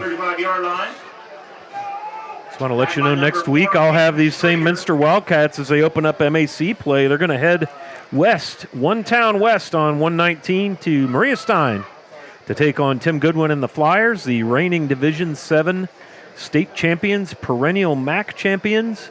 In fact, Craig, they have the record now for the number of state football titles at 12. Just an amazing program that Coach Goodwin and company have built over there. So looking forward to seeing them for the first time. And as I mentioned, they're all over Macomb after beating Walpock in week 1, 21-7. So Brogan Steffi back to the office. He's going to have Justin Bergman off of his left hip. They're going to stuff 3 receivers now on the short side of the field. It's the first time we've seen this. Niemeyer now is going to take the jet sweep. He cuts it up inside the block, up the middle, Well, not really up the middle, but up the left side, I should say. Gain of about 5, so nice opening play there as Coach Whiting looking to get the run game going here for the Wildcats. Back by number 3, Tucker Nave. Tucker Nave on the tackle, also in there, number 57, that's Jack DeWheel, the senior linebacker. Boy, he's a big boy, 6'2", 215. You'll know you've been tackled if you run into old number 57 there. Woo. So Graham now with those 3 down linemen, then you see the linebackers will come up. DeWheel and number 4, Strader. Sometimes Strader will line up on the right end. So a lot of different looks for the Minster Wildcat offense to deal with. And back to Steffi to Niemeyer, the 2 sophomores connecting. Niemeyer is going to be out right at the sticks there at about the 48. It'll be very close to a Minster first down. In fact, it is. Move the chains. Good for a Wildcat. So nice start to the second half drive here. 1 run and 1 pass, both to Niemeyer. And James, good for 5 on each of those, and it's 1st and 10 Wildcats. I'd like to thank Deb and Bruce Monin for helping us with statistics there in the first half. Always just a pleasure to come to Minster knowing the Monins are in the house, taking care of the numbers for us. We appreciate that very much. And again, to Go ahead, movement. Yeah, we sure did. And that's been one of the little bugaboos for Minster. 4 penalties in the first half. And this will be another penalty. I think you said 26 yards in penalty yardage that first half, so not too awful. 15 of that came on 1 face mask. So 1st and 15 now for the Wildcats at their own 43. See James Niemeyer is going to play the short side, the home sideline. Devin Webker, the wide receiver standout, all the way up top. In the slot, Chase Kaus. Looks like a double back set now, Frilling on the right side. And then behind is Bergman. And Bergman will go right up the middle, ball high and tight, and he gets back the penalty yardage and maybe 1 more as they trip him up at about the 49. And again, there's DeWheel in there making things hard on the Minster run game, but a gain of 6 there for the Wildcats brings up 3rd and 9. 57, Jack Duell. So Minster now with the first real running room of the night. They had a couple of run plays that went for positive yardage in the first half, but that was erased by the sack losses. 4 sacks tallied by this front 4, front 6. Sometimes Graham will put 6 guys with their hand in the grass and come at you. And when 6 come against 5, we've seen that not end up well for the Wildcats. Steffi back to pass. Middle. Nice job of picking up the pressure. Now Steffi rolls right, still waiting to find an open man. Downfield, tries to force it in, and I think we've got an interception. He was going for Niemeyer, and it looks like maybe Tucker Nave came up with it over there, number 3. Intercepted by number 4, Caden Schrader. Caden Schrader, so Schrader drops out of his linebacking position back in coverage, and he ends up picking off Steffi. It looked like he just tried to force it into double coverage. It was Adam Levy on the interception. Thanks to Dave Kanapke over there, another NKTelco broadcast professional, also the home PA guy here in Minster. And Graham now shuts down the opening drive of the second half of the Wildcats, and they're in business at their own 38-39. And Hollingsworth fakes the toss and takes it up the middle for about 4, maybe 5. Hollingsworth having a nice, consistent night, good run-pass balance. Would you say 180 yards first half, 181? Yep. For the offense, 120 through the air, 61 on the ground. Yeah. So Hollingsworth having himself another nice night. That was Hollingsworth, 6 carry for 21 yards. Good, strong quarterback. He ends up falling forward every time. Hollingsworth goes 5'9". He's not the tallest guy out there, but always ends up falling forward. Now here's another run. He's going to get first down yardage. And that is Hollingsworth again. And he is right at the stripe. And that's a first down, Graham. So the First National Bank scoreboard clock will stop while we reset the sticks. I'd like to thank my friend Greg Topp here to my left, providing all of our scores from around the area. Chain gang extraordinaire for the new Bremen football program. Another just beautiful night as the sun goes down here in Minster. Graham now 2 receivers on each side. Hollingsworth going to pull it down over to his right, and boy, oh boy, Minster almost had one. Noah Sweeterman from his safety position just about got that one as the ball was airmailed to Sam Wright. Right through the wickets. Right through the wickets, as they say, yeah. So the Falcons live to play another down here on offense. 2nd and 10 now at the 50-yard line. Here we are in the third quarter. If you're just joining us, thank you for tuning in. Scott Fry here with Craig Louth. Very happy to bring you high school football coverage here on NKTelco Sports. And fumbled snap, Hollingsworth falls on it. And boy, there's going to be a loss of about 6 or 7. Fumble in the backfield. Tackled by 81. Just looked like an errant snap. You always run that risk when you play shotgun, but it gives a quarterback that just those extra couple seconds to see the field.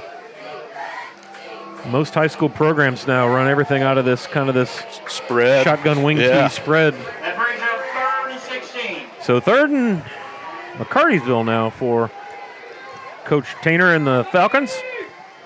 Honeycutt in the slot, the tight end to the left. 2 receivers right, a 3rd receiver out there.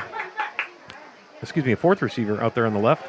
Now Hollingsworth back to pass. There you go. Schmeezing reads it beautifully. And number 14 doesn't miss that one. And it looked like Hollingsworth was trying to hit Jax on a little slant, and he threw it behind him. And from a safety position, the freshman, Noah Sweeterman, saw it all the way and picks it off. And so each team trading interceptions on opening drives here in the second half. And now Minster back in business at the Falcon 44-yard line, Craig. He didn't drop that one. No, he sure didn't. Nope. Good eye. It looked like he saw it coming all the way, too. Yep. He let that receiver go. Eyes. Yeah. Hollingsworth guilty of staring down his cutting receiver. That's why they coach you not to do that. So 2 backs in now. Frilling stays to block. So does Bergman.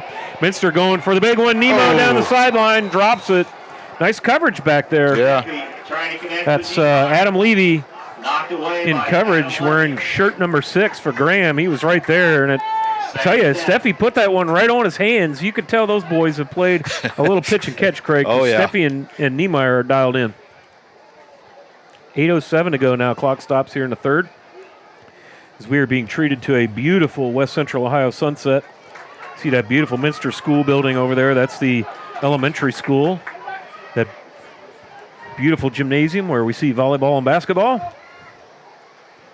Steffi gives to Bergman. All day to run, big hole. And boy, oh boy, he's got a big first down and more. Nice run there for Bergman, and all of a sudden Minster starting to soften up this Graham defense.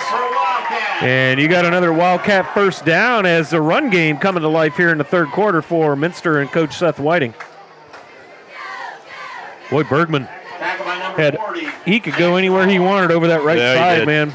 Almost looked like he was surprised when he got around the corner. There was nobody there. 40 yards on the night on 5 rushes for Bergman.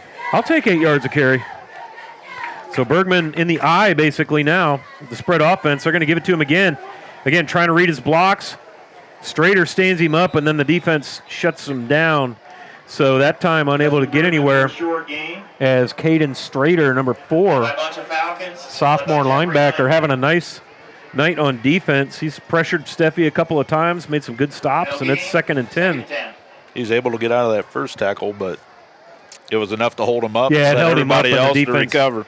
That's one thing Graham's defense has done a nice job at reacting to where the ball goes. And now you see Minster's going to stay in this sort of this stacked I formation.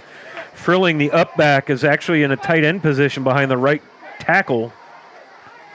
And Steffi's going to keep a design run up the middle. Makes first guy miss. And, man, he's got good yardage down inside the 20. About 8 yards. They're going to mark him, say his knee was down right on the 20. So that should bring up 3rd down and about 3 for the Wildcat offense. So that's definitely manageable. And Brogan Steffi, with that run pass. Yeah. Either way, he's a dual threat. He's got a very quick first step. He does. He hits some holes fast. And he read that as a quarterback run all the way. So now he's got Bergman off his left hip, back in that pistol or shotgun wing tee. 2 receivers right, Frilling behind the right tackle. Now he's going to shuffle left. Niemeyer lined up to the left. And again, a design run for Steffi. Oh, yeah. And again, he finds this crease up the middle, and that's first down yardage for the Wildcats. And it is going to be first down and goal now for the Minster offense as Steffi picks up another 10-yard chunk. And a Wildcat first down. Tackle by number 2, Eli Hollingsworth. So Minster has solved the riddle so far in the second half and the end of the second quarter of this Falcon defense that was getting such good pressure early on. Frilling's going to shift left. Steffi, let's try it again, Craig. And this time, Tucker Nave in the backfield to make the stop back there also with number 74, Owen McGuire, to stop the bleeding for a second. 6:04 on the First National Bank scoreboard. 10 rushes now for Steffi for minus 16 yards. He's getting all those sack yards. Yeah, sack yards back. Yep. And what did we say, keys to the game? One of the things that Graham needed to do was contain Brogan Steffi. Yes. And that has broken down. They did get their early lead, and they protected the football into the second half, but the contained Steffi has failed thus far. And that's going to be tough for defenses all year as Brogan, again, very good athlete. And now he's going to take a little fader to the corner to Niemeyer. And again, Levy playing him very tight. Steffi to Niemeyer, knocked away by Adam Levy. 3rd and goal. A lot of confidence Brogan Steffi has, and James Niemeyer, Craig, keeps going to him. But he's willing with that tight coverage to just throw the ball up there and trust his receiver to either come down with it or keep it away from the defender. So that'll stop the clock now, 3rd down and 8. Also 3rd down and goal for Minster. The Minster O-line's giving them a little bit more time than what they were in the first half. They sure are. Connor Schmiesing now comes in. Will Frimmel out for the Wildcats. Schmiesing will go line up in the slot. Kaus inside of him. Webker far right. And then left by himself, Niemeyer. Steffi passing all the way. And, boy, he gets caught by Sell, and I think they're going to call him down. Sack. But, boy, Ben Sell has really made life miserable for Brogan Steffi, Craig. My goodness. 5:12 and running on the First National Bank scoreboard. And now we're going to get a shift in personnel, which I believe is going to make a field goal attempt here as Niemeyer will hold for Brogan Steffi. And the good news, if you're a Minster Wildcat fan watching this ball game, is Steffi and Niemeyer are both sophomores. So this is only going to get better as time advances. And now you've got a blocked field goal. And Graham picks it up, and that is Levy. Kick is blocked. And so all that gain and all that stuff and nothing to show for it as the Graham defense tightens up here at the end of the drive, and they will take over. See where they're going to spot the ball here. 6-yard line. And it'll be at the 6. There, 1st and 10. So let's see if the Minster Wildcats can put a little pressure on Hollingsworth and get another takeaway deep in the Graham end of the field, as we got 4:46 to go here in the third as Graham starts on offense. This will be their second drive of the second half. Again, they went up 7-0 on a Tucker Nave run. And then Hollingsworth to Honeycutt for the second score. PAT missed, and then Minster, Steffi to Kraus late in the second quarter, and that's how we got 13-7. And here's Hollingsworth just trying to get out of the shadow of his own goalpost. Gain of about 5. Quarterback draw. Both teams kind of going to that lean on the quarterback philosophy here. It's going to bring up second down at about 6, gain of 4. Now 3 receivers left. A single back, that's going to be Tucker Nave. And Hollingsworth keeps it. And boy, oh boy, Will Frilling, the sophomore. Frimmel, excuse me. I keep calling him Frilling. My apologies to Will and his family. I will try to get that right before the game is over. So number 33, Will Frimmel. 3rd and 7. Defensive lineman, interior there. You see him lining up. So nice play for no gain. Loss of a yard. So let's see if the Minster Wildcats can get off the field, keep the field flipped, and get good field position here. I don't see the Falcons going for it down in here unless just don't see it. I know they've gone for it 4 times tonight on 4th down. Hollingsworth back to pass. And he's got streaking down the slot. Boy, oh boy, Man, that's a tough call right there. I tell you what, Webker hit Eli Jacks as the ball was getting there. And the official's going to say that contact came early, and that's going to be a gift for the Falcon offense as they're going to pick up 15 yards and a first down I mean, very clear there was contacts. It's just a matter of was he in there ahead of the ball or not, Craig. The Wildcats. That's a tough penalty. That's 15 yards, but worse than that, it's a first down, and that gets Graham deep out of their end. So, and I don't know that he needed to make that contact. I think the ball was a little bit overthrown, but easy for me to say. Ball to 25-yard line, 1st and 10. So Graham with a fresh set of downs. That's second time tonight we've seen a big 15-yard penalty on the Minster defense that has put Graham in good position. So let's see if Coach Tainer and the 1-0 Graham Falcons can take advantage of it. Oh, boy. Toss to Nave, and I don't know who that was. Is that Connor Schmeezing on the tackle? That was Isaac Larger on the tackle there. You saw Nave lower his head. Yeah. Larger comes out of there kind of waving his arm like maybe that hurt a little bit. And now it looks like Tucker Nave is down. I'm going to guess this is a cramp situation. Early in the season, you get this, especially second half, when it's a little bit warmer. Yeah, it looks like that trainer's working on his calf there. Dave has 12 rushes for 44 yards so far tonight. So Minster's done a nice job of keeping him contained. He had touchdown and 65 yards on the ground last week. Good job, Ray Mitchell. So Versailles was down 14-0 to Fort Loramie. They have scored 26 unanswered, and now they have the lead 26-14 at Whole Field in Darke County. And again, Versailles, one of two state champions to come out of the MAC last year, Division 5, and now Coldwater doing Coldwater things. They've gone over to the Logan County seat, the Bell Fountain Chieftains, and it's 21-7 Coldwater. And they were D5, D6 runners-up last year. So the MAC sends 3 to the state finals. They come back with two champions and a runners-up. Pretty much the norm, isn't it? Pretty much how it goes here in MAC country. Probably top to bottom the best small school sports conference in the state. Just crazy, and it's not just in football. Boy, oh boy, like Minster, for instance. I think they have the second or third highest number of state titles. I believe they're up to 37 or 38 now. And, man, the girls running sports here, cross country and track, are just phenomenal. They've won baseball titles with Coach Mike Wiss, girls basketball titles with Coach Mike Wiss. They've won football. I don't know what sport they haven't won them in. Girls basketball. Yeah, Mike Wiss and girls basketball has been very strong. In fact, he had 2 state titles inside of a calendar year. Baseball in the spring and the following fall. He won a girls basketball title. That was about 3 years ago. But just a great sports town here. They love their sports and their athletics in Minster. And it's when you drive into town on 66 or 119, you see that state title sign and all those plaques of all those sports over the years. A lot to be proud of here in Minster. Hollingsworth, little inside pass to Honeycutt. He's got room to run.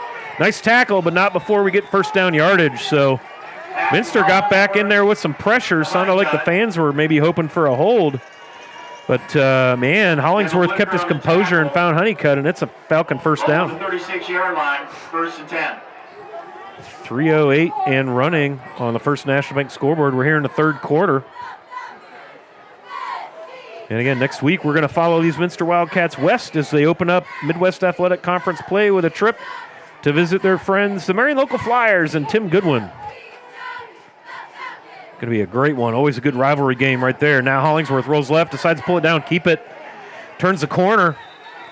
And he's dragged down by Devin Webker out near the 45. Maybe a yard shy, maybe 2 yards shy. Now they're going to say Webker got him at about the 43.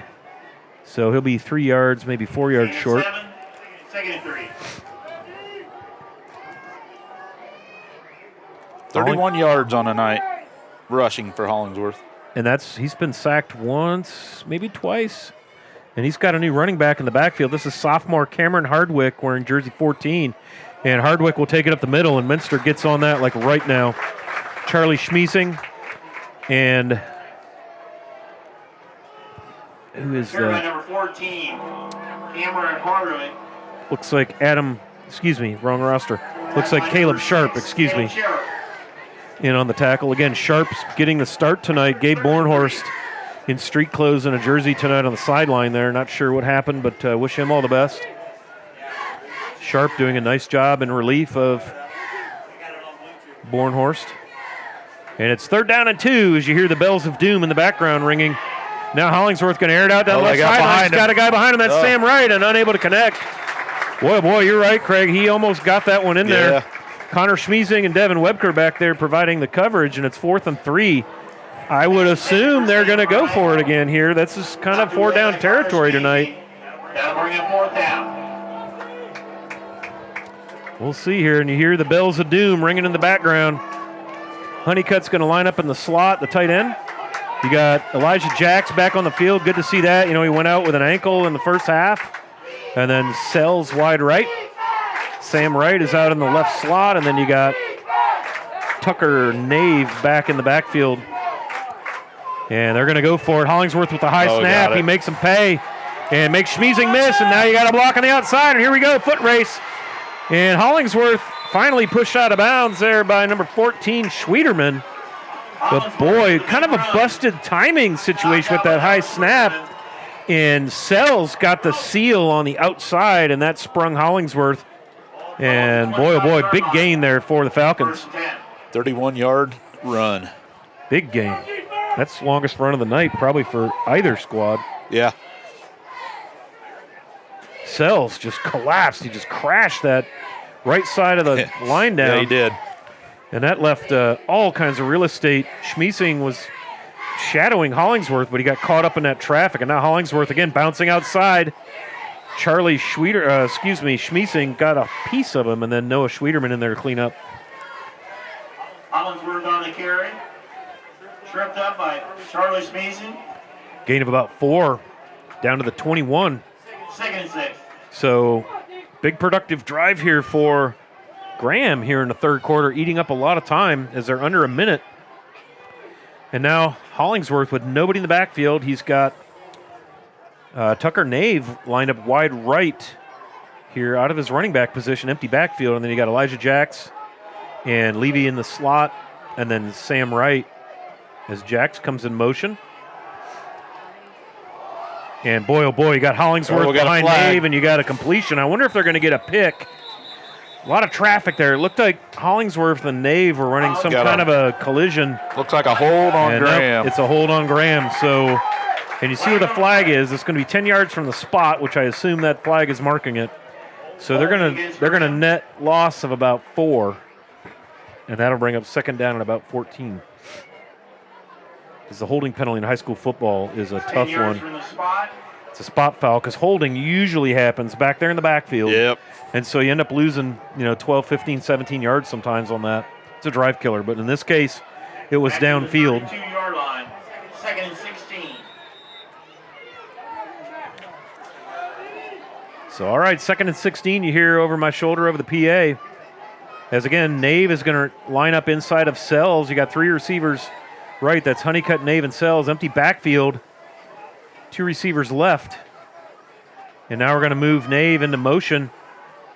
And Honeycutt back to pass, and here comes some pressure. Oh, he got He's behind going him. for right behind the defense, and boy, right at the last second, Webker.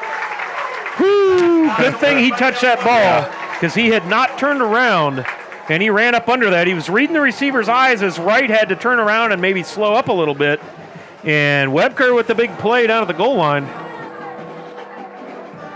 And that's going to be the end of 3 here in Minster. The Graham Falcons 13, the Minster Wildcats 7 here on NKTelco Sports.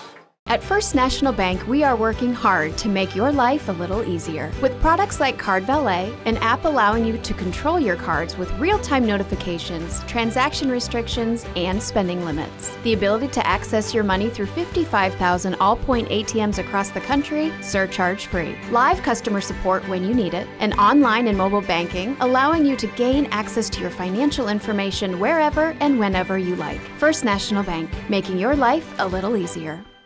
Welcome back to Minster Memorial Field. I'd like to thank our cameraman, Josh Miller, for all the great camera work tonight. And, of course, Craig Louth with stats and color to my right.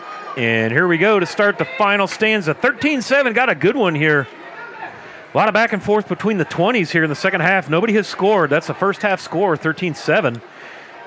And then here comes Wright on the jet sweep, double handoff. We saw this in the first half. It was a pass for a completion. Now you're going to get a hold in the backfield, and Jacks is still on his feet, Connor Schmeezing stands him up. They run him out of bounds. And I think we're going to get a hold deep in the backfield. Yeah. Holding on the offense. That's tough right there, but that sprang the play. I mean, that was point of attack holding, and they're going to flag the Falcons, and you see where that flag's laying. This is not going to be pretty for. 10 yards back from the spot. It's not going to be pretty here for Coach Tainer and the Falcons. If that spot foul is where the flag is, back by the 41, that's going to be painful. About 18-yard penalty there. We'll see here what they do with it. So holding on the offense. So Jax was down there. Look, they got the ball spotted down inside the 10. So if you want to net how this, offsetting penalties. So replay the down. Yep. On the Wildcats. Ouch. Penalties offset. Man, Graham got bailed out right there because that was going to be like third down in Egypt if that would have stood as a holding call. Oh, man. Now, having said all that, they had the ball down inside the 10 because Elijah Jax turned on the Jets. We saw them run that play in the first half, and Jax threw it downfield to Hollingsworth. This time, Hollingsworth goes down and blocks. Niemeyer was on the outside, and he stayed with Hollingsworth going out. Yeah. That just opened up they the door didn't fool for him Jack. again, but that left the running lane wide open. So, and then holding on the defense, erased all of that. Holding call against the offense. Now Hollingsworth, pressure, steps up, going to get another hold. And now Hollingsworth going to run, but it's going to be for nothing as he gets stood up down at the 20. And you see where that flag is. That flag is 4 yards behind the line of scrimmage, and it's going to go 10 more yards backwards. So we are going to see an attempt to reach Egypt, Ohio on third down. It's going to be third down in a bunch. Egypt being a western suburb of Minster. Out there on the edge of Darke County. Halfway between here and Winners Meats. One of my favorite places. All right, so let's let these gentlemen in the stripes get things sorted out. 11:23 to go on the First National Bank scoreboard. 10 yards from the spot. Graham 13, Minster 7, and they are headed to the east with the football.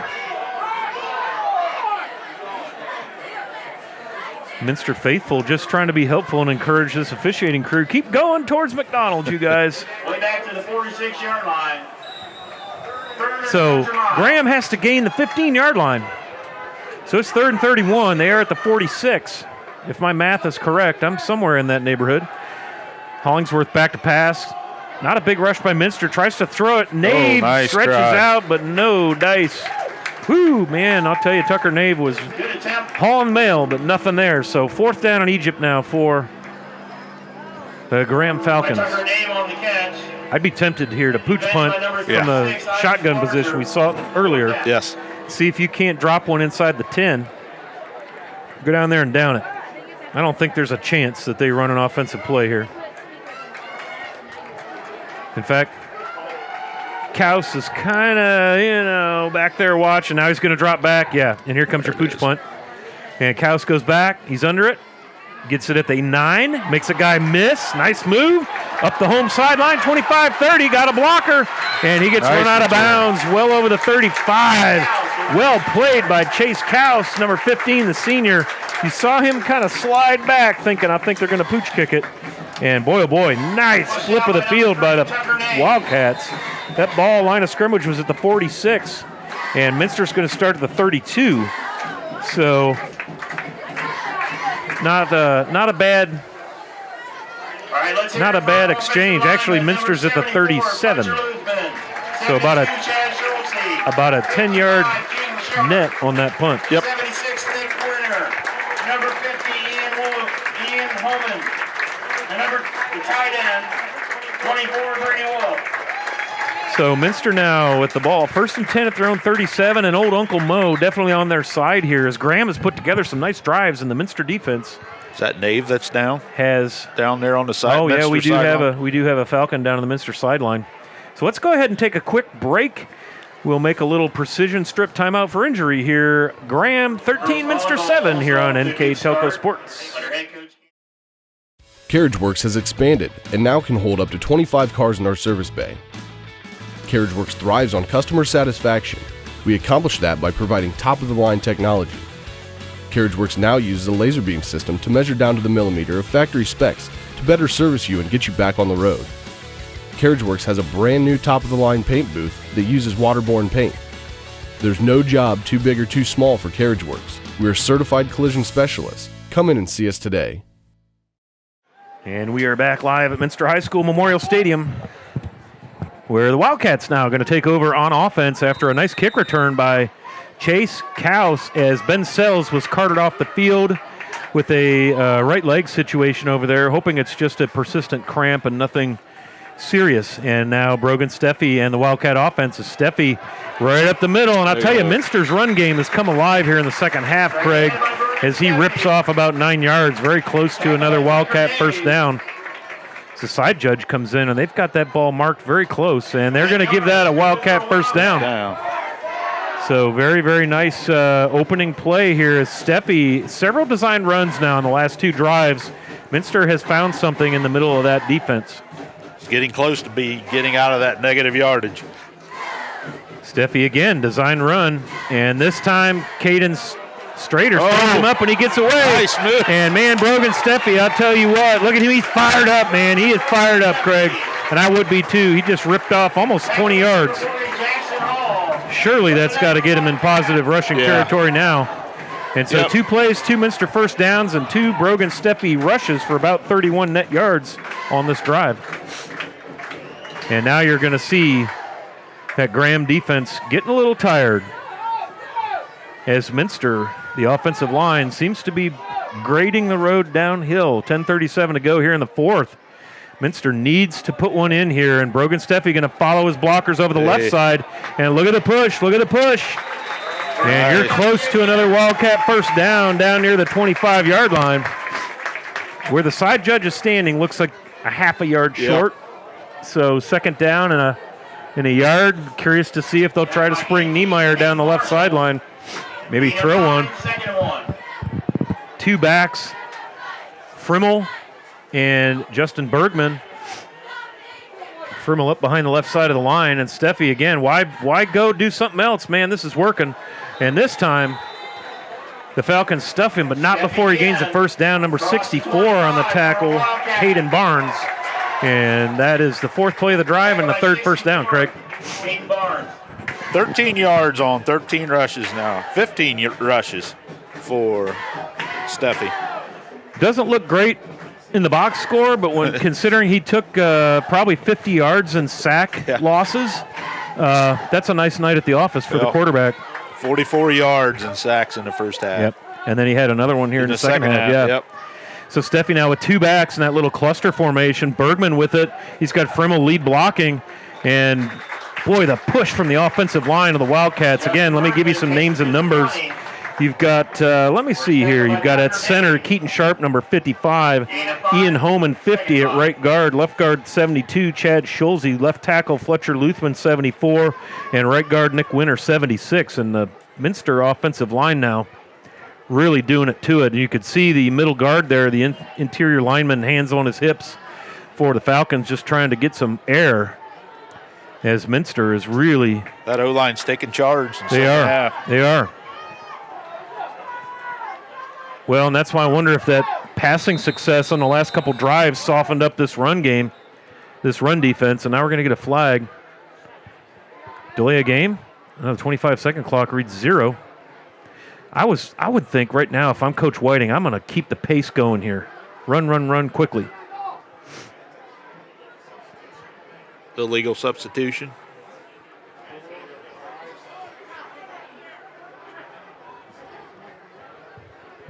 And now looks like we're going to get a timeout. Got to talk it over.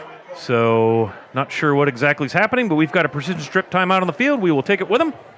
8:47 to go here in the fourth. Minster down by 6 and driving here on NKTelco Sports. Kemmler Orthopedic Center is focused on a personalized, caring approach to treat all aspects of orthopedics, including total joint replacement, shoulder reconstruction, stem cell injections, and more. Dr. James Kemmler and Jed Cooney, certified PA, are dedicated to providing the best orthopedic care in the Grand Lake region. Kemmler Orthopedic Center has offices located in Salina and Van Wert, along with extended evening hours. To schedule an appointment, call our office at 419-586-5760.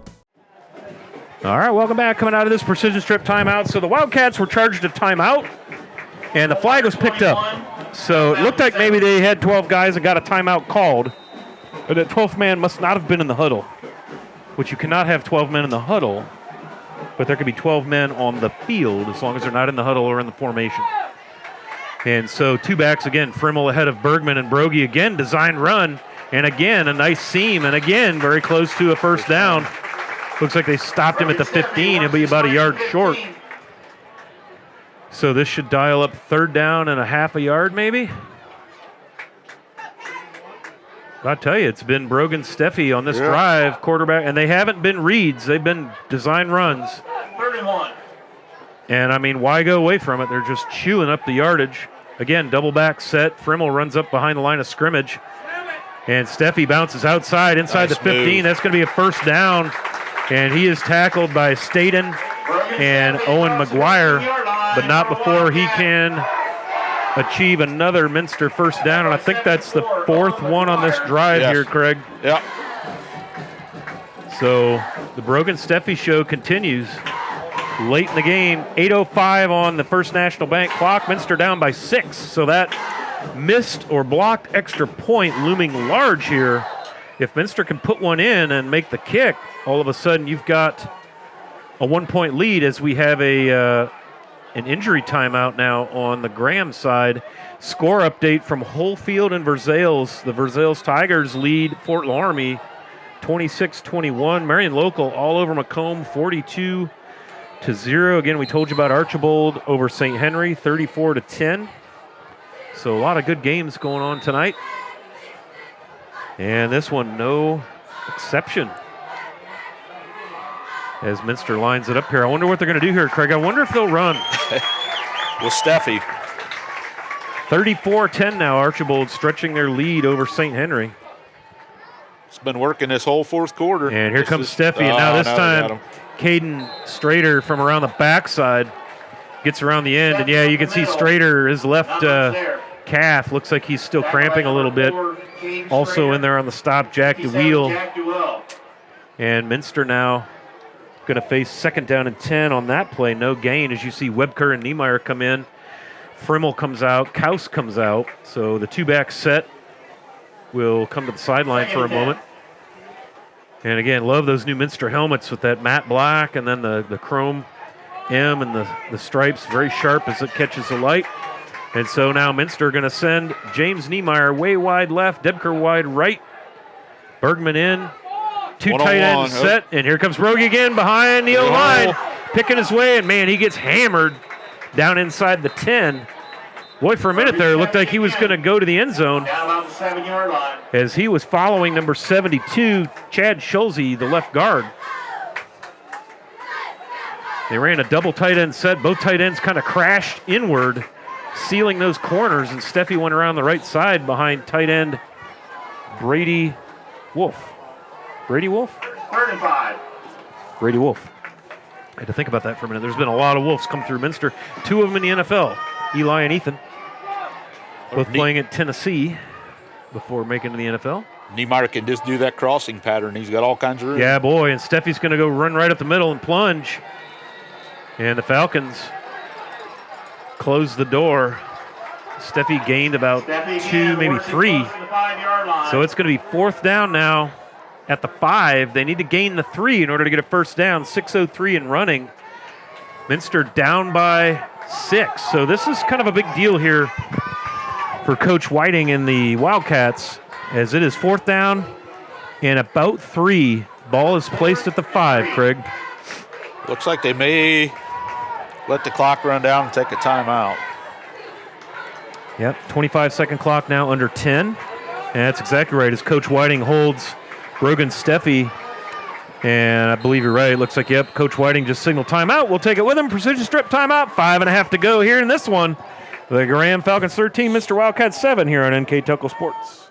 We are here. And here. And here. Minster Bank is everywhere, providing every banking service that you need to keep your financial life in order. Whether you are on the go or stopping by one of our branches, Minster Bank is here for you. We proudly support the communities where you live. Minster Bank, helping people achieve financial success. All right, welcome back to Memorial Field. Let's see what Coach Whiting dials up here for the Minster offense. Interesting to note here, we got James Niemeyer one-on-one on Sam Wright, and they had a lot of success out there in the first half. A lot of runs. Let's see if they'll catch this defense thinking run and hit a little quick hit to Niemeyer, or will they run it? Steffi now in the shotgun. Here's the ball. He's going the other way to Webker. He hits it. Touchdown, Wildcats. How about it? They're going to throw him out of bounds. Boy, oh boy, I thought he was in. I called it. I was excited. But hey, guess what? First and goal for Minster. Nice play. Go to the senior. Devin Webker gets himself open. Tight coverage right there by Adam Levy, number 6. And so Minster in business. Well-spent timeout because, boy, they don't make it there. That's tough. So here we go. Wildcats, again, that double tight end set. One receiver far left, that's Niemeyer. Webker to the right. Frimmel in with Steffi. Steffi's going to go right up the middle, try to get that O-line push, and this time the Falcons are up to the challenge. 64 in there plugging things up. That's Caden Barnes for Graham. Also on the stop, 57, Jack Duell. So that's, you know, in the middle of the field, when you can spread the defense, that's going to be there. But down here where there's no room, boy, that slant sure looks delicious out there to Niemeyer, doesn't it? Yes. So now Connor Schmiesing in behind Frimmel. 3-back set. We're going to pull Steffi up under center. And they're going to go kind of wishbone look here. Offset wishbone. And the give is to the up back Frimmel. He drives. Connor Schmiesing pushing Bergman Schmiesing. And it's a touchdown, Minster. So they go Navy wishbone into the end zone. 4:43 to go. And we are all tied up here at Memorial Field pending a point after attempt. So this is big. What a drive. Not a single, no, one pass play on that drive for that last first down. Otherwise, it was all run. Let's see what we got now. So you see your long snapper, that's Chase Kaus. The holder, James Niemeyer, and your kicker, quarterback, Brogan Steffi. So, boy, oh boy, big extra point right here. And Money has broken. Missed it left. Oh, my gosh. That's why I'm up here and they're down there. Holy cow. So, that changes things. As Steffi pulls the extra point, misses it wide left. And so with 4:43 to go, we're going to take a precision strip timeout. We're all tied up at 13 here in Minster on NKTelco Sports. Are you looking for a rewarding career? Lincoln Electric Automation in Coldwater and Fort Loramie supplies top-of-the-line automation systems to manufacturers. Lincoln Electric Automation routinely develops its team through hiring and by offering advanced technical training. We understand that every employee matters, and every role contributes to the success of our business. We offer advancement opportunities, competitive wages, and benefit packages. Visit LincolnElectric.com and get on track to a better career and a better future. All right, welcome back to Minster. Once again, a big thank you to Josh Clooney, the athletic director here in Minster. Always a treat to come here. Great crowd, a good football town, a good band town. Just like all these little towns out here. And the Wildcats have made things interesting, to say the least. 13-13 tie as Steffi kicks it deep. And this is going to be Elijah Jacks over the 20. And boy, nice job. Nice special teams tackle crashing in there. John Keller, the junior, number 32. As Elijah Jacks looked like he was just about to get rolling. And we've got another, and that is Jacks. Jacks again. Looks like that same left leg. He went out limping in the first half, so not a good situation for Graham. Again, hopefully that's nothing terribly serious as they work on Jacks. We will go ahead and take a timeout. It looks like they're going to stretch him for cramps. And so when we come back, the Graham Falcons will have it 1st and 10 at their 23 here on NKTelco Sports. Kogi Plumbing and Heating is your Bryant Factory authorized dealer. We have brought the best of comfort, control, and plumbing services to the St. Mary's area for over 60 years. We have been Reader's Choice winners for the last 4 years running and excel at providing our customers with efficient and reliable heating and air conditioning, as well as responsive service when a plumbing emergency arises. We insist that the products we install in our customers' homes and businesses offer the same performance and value that we expect ourselves. Call today for your next plumbing and heating or air conditioning needs. Bryant, whatever it takes. All right, we're back in Minster. What a ball game. 13-13, kind of like starting over here. And happy to report Elijah Jacks walks off the field. Again, cramps. This time of year, it's warm, it's humid. And late in games, you get that little fake toss. And now we're going to get downfield. Hollingsworth, he's looking for Sells. And right under Webker. And the Wildcats are in business at their own 40. As Webker, you can see him look back this time, Craig, and play it all the way. And boy, did he make a nice play on that ball. And the Wildcats are in business. 4:32 to go. All knotted at 13. That pass looked like it was intended for him instead of the receiver. Yeah, well, Sells isn't going to run by anybody. No. And that ball was overthrown, and Webker turned on the Jets, got under it. And Sells did a nice job of getting the tackle. And so Minster has it, at their own 38, first down and 10. So let's see. 4.5 minutes, that's an eternity in football time. So we'll see if Minster will continue to be patient with the run as they send Niemeyer out there wide left. I just feel like that's going to be a thing at some point. Yeah. As they keep softening up this interior defense of Graham, wearing them down. Now you see Graham's going to stack 5 guys down there in the box. And now Steffi's going to keep, fake the inside handoff, bounce it outside of the right around the corner. And he's going to hurdle a guy.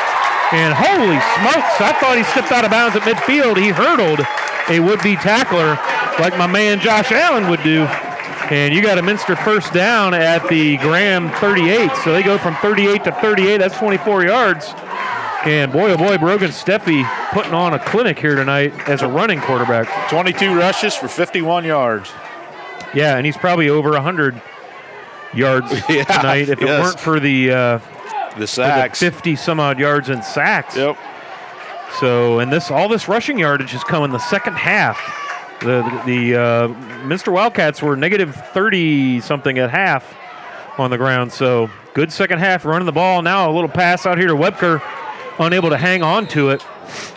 As again, here came the pressure this time. They linebacker blitz. Caden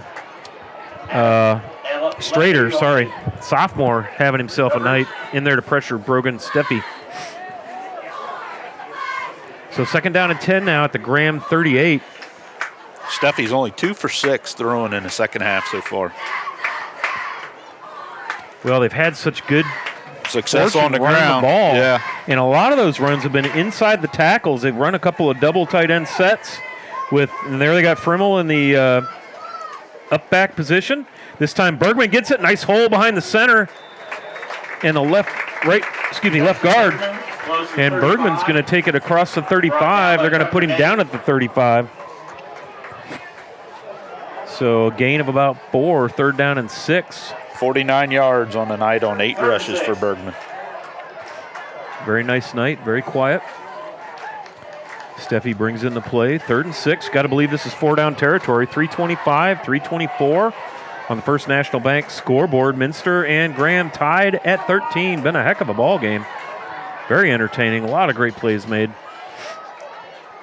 Steffi's going to keep it, and he goes around the left side. Makes a guy miss. And he's in big-time first down territory inside the 20. And again, they count on a couple blocks up front and then make a linebacker miss in level 2. And that's why they run that play, because he does that so well. So again, he tries the left side, bounces it outside. And Brogan Steffi is a yardage monster here in the second half. 1st and 10 Minster at the 19 of Graham. Wildcats driving, 2:50 now. Clock runs in the 4th period. Again, now you think, let's take our time. 10 seconds on the play clock.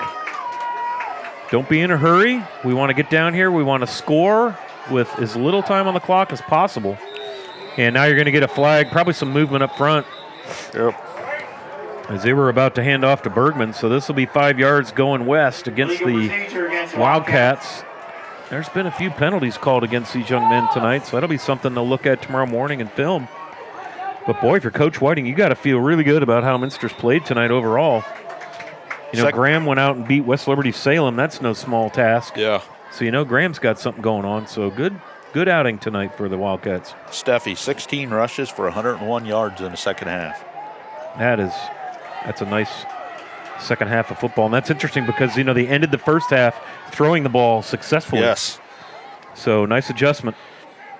Now Steffi's going to throw. Here goes Niemeyer's going to go up the ladder for it. He's got it. Touchdown, Wildcats. I told you it was coming. Woo! Man, is that faith in your receiver or what? Steffi just throws that ball up there, and Niemeyer just goes up and gets it over top of Sam Wright. I mean, you're just counting on Niemeyer to make a one-on-one play, and man, he does. Holy smokers, what a play, pitch and catch. 24 yards, Steffi to Niemeyer, and it is 19-13 Minster, 2:05 to go. And now Niemeyer's going to come hold.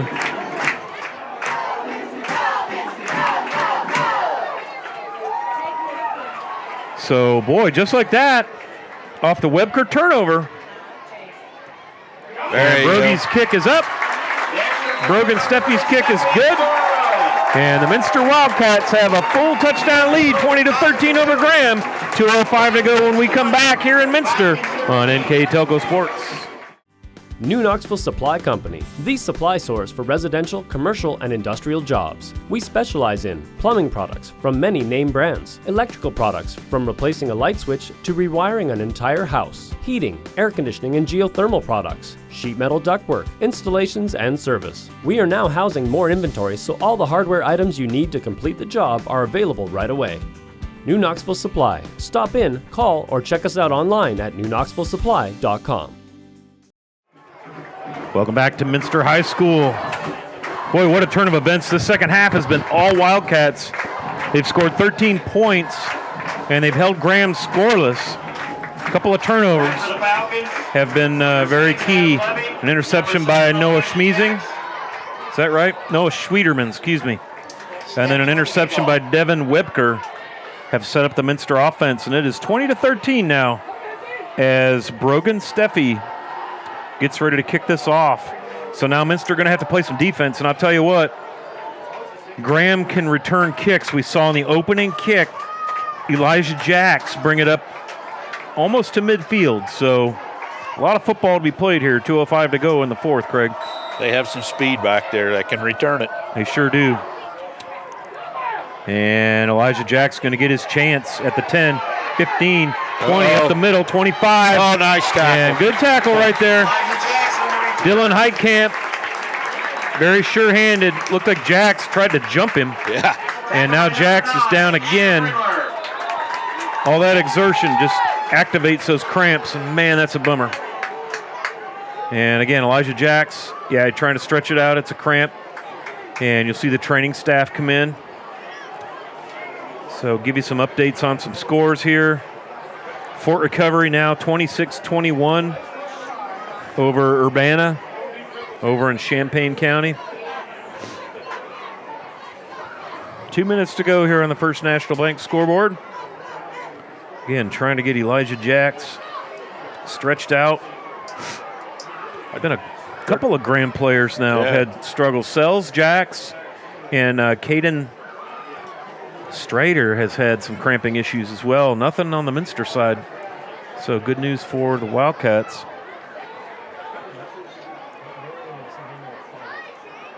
Final for Sales 26, Fort Laramie 21. So you heard it here first. Dave Knapke announcing the Brazils Tigers take down the Fort Laramie Redskins 26-21. Archibald 34, St. Henry 10. Archibald 34, St. Henry 10. And that was up at the Wally Post Athletic Complex over in St. Henry, the capital of southern Mercer County. I think the Fort Recovery folks would have something to say about that. Maybe Maria Stein as well. I like to poke the bear and have a little fun. Well, we're going to go ahead and take a precision strip timeout as they attend to the fallen Falcon. once again, Minster has made it very interesting. 20-13 at the, for all intents and purposes, the 2-minute warning, although that's not a thing in high school football. That's right. Here in Minster on NKTelco Sports.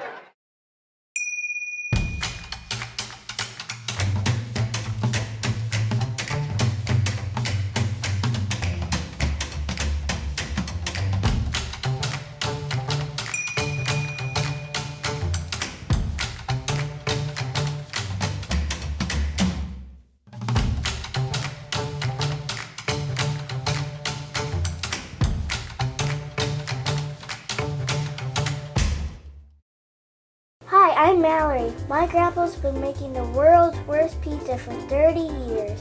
That doesn't look like the world's worst pizza. Grandpa, I know why they call you Chunky Bob. It's because you use chunky ingredients on your pizza. Of course, it's not because I'm fat. Grandpa, this is the world's best pizza. Keyhole Pizza, come check Grandpa out. Dine in or carry out. All right, we are back. Walking off the field is Elijah Jacks. Good to see that again. It's cramps, not an injury situation. And here come the Graham Falcons now. Let's see if they can answer the Minster touchdown. Hollingsworth back to pass, empty backfield. And Minster collapses. Hollingsworth across the line of scrimmage, throws the ball overthrown.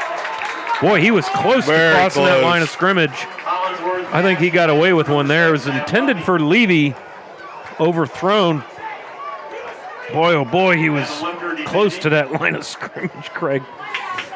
So incomplete pass. Heard a Minster fan yell he was 3 yards past. Yeah. Well, you know, the fans always willing to help with the officiating chores. It's a family atmosphere here at most high school football games. Just, you know, you want to give the officials as much help as you can. I get it. So 2nd down and 10 now for the Graham Falcons. And one runner in the backfield, that is Tucker Nave. Back to pass is Hollingsworth. Near sideline, well out of bounds. The intended receiver there was number 32, Jeffrey Honeycutt, the tight end. Nothing there. I wonder if he threw that a little early. Minster trying to get some pressure back there. Now we got 3rd down and 10. And here come the Wildcat Doom Bells. Get this crowd amped up here. 1:47 to go. The clock has stopped on the First National Bank scoreboard. Minster up by a score, 20-13. It's been all Wildcats here in the second half. The defense has played excellently, and the run game has come alive. Boy, the guys up front have done a masterful job blocking for Brogan, Steffi, and company. Empty backfield now for Hollingsworth. Quick hitter. Complete out to the 34. Minster keeping it in front of him. Going to force a 4th down decision here. That was complete to Josh Stills, senior wideout, number 37. And so Coach Tainer going to have to make a decision. Obviously going to have to go down here. Minute and a half to go. Down by a score. That was only Hollingsworth's 2nd completion of the second half. Is that right? Boy, good coverage downfield. Forces one. And that's going to do it now. Yeah. I think that's going to put the Wildcats in the victory formation as the Falcons fail to convert on 4th down and 2. So 1:14 to go. Clock stops on the change of possession. And Minster's going to have it 1st and 10 at the Graham 35 in very good shape here, Craig. Graham still has 3 timeouts. So they can stop the clock. But yeah, they're going to have. Minster's going to have to run plays. I didn't think about that timeout situation. You're exactly right. Yep. But the way they've been running the ball, just line them up, strap on your chin strap, and let's go, boys. Get the road graders out. So the Wildcat faithful, most of them on their feet, as their Wildcats in a good situation. As we go 2 backs back there with Steffi. Steffi keeps it, follows Frimmel. They catch him about 2 yards past the line of scrimmage, and he drags him. He's a strong kid, I'll tell you what. He goes 6'1", 165. He's a sophomore. But, boy, he's strong. He's dragging guys 2-3 yards, and it's going to be 2nd down and 5. And more importantly, the Falcons have to call timeout. That leaves them with 2, and the clock stops at 1:07 here. Precision strip timeout. We'll just go ahead and keep it right here. What a great night of high school football. And again, final score, Archibald 34, St. Henry 10. Also a final in Darke County. Versailles with a comeback. They were down 14-0 to the Fort Laramie Redskins, and Versailles answers, and they with a big win tonight, 26-21. So Versailles will start MAC play 2-0, and they are your Division 5 reigning champions. Off to a great start. Steffi's up to 24 rushes, 71 yards. Nice night. 2nd and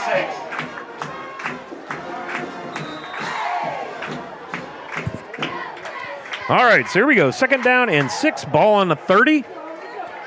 Steffi's got Frimmel behind the left side. He's got Bergman. They're going to lead block. Steffi up the middle, big hole. And he's going to make a guy miss, and here goes the nail in the coffin. Brogan Steffi houses it, and that's going to do it as Minster with an impressive second-half performance on the ground. And the men up front making holes, and congratulations to second-year coach Seth Whiting and his Minster Wildcats as you can officially start the bus to St. Paris as they hang another one, and it is 26-13, 59 seconds to go, pending this point after attempt by Brogan Steffi. And Steffi's kick is up, plenty of leg, and it is good. So with a minute to go, the Minster Wildcat faithful on their feet as Brogan Steffi takes them to the promised land here in the second half. These scampers 30 yards for the score. Boy, oh boy, oh boy. Puts them over the century mark. 101 yards on the night. That's impressive. Considering about, could have been over 150. He had minus 35 at halftime. Yeah. And he was sacked once in the second half. Yep. So a minute to go here in the fourth, and Minster has kind of put the lid on this one, 27-13. Congratulations, they're going to come up 1-1 to finish week 2, their first win of the year. Again, tough loss to Fort Laramie last week, and they will go on the road to Mariastein to open up their Midwest Athletic Conference campaign and take on the presumably 2-0 Marion Flyers. They were up 42-0 over Macomb. Pretty sure that's final. So congratulations to Tim Goodwin and company. They haven't lost a football game in a really long time. I think the last time they lost a football game was to the New Bremen Cardinals on a block punt and a block field goal in the regional final in 2020. And so that's going to be like 17 straight wins they've ripped off. Not too bad. No, 18, because 16 was the number last year. They were 16-0 with the extra week of the playoffs. So Marion Local on a bit of a run, and we'll see him next week. Steffi's kick goes to Elijah Jacks, the right side of that return, and he will go up the middle. Actually, I think that might be Caden Strader. 32, John Keller with his tackle. No, sorry, that was Adam Levy. My apologies. So 55 ticks left on the First National Bank Think First scoreboard. And the Minster Wildcats going to get their first win of the year. 27-13 is your current score. So now we'll start to see some got a flag down? JV players. Looks Not like at the 50, or did he just drop it? Nah, it looks like he's going to run and pick that up. Yep. Got some kind of a situation. We'll see. Wait and see a second here. Oh, he just picked it up, put it in his pocket. Good eye there, Craig. I did not see that.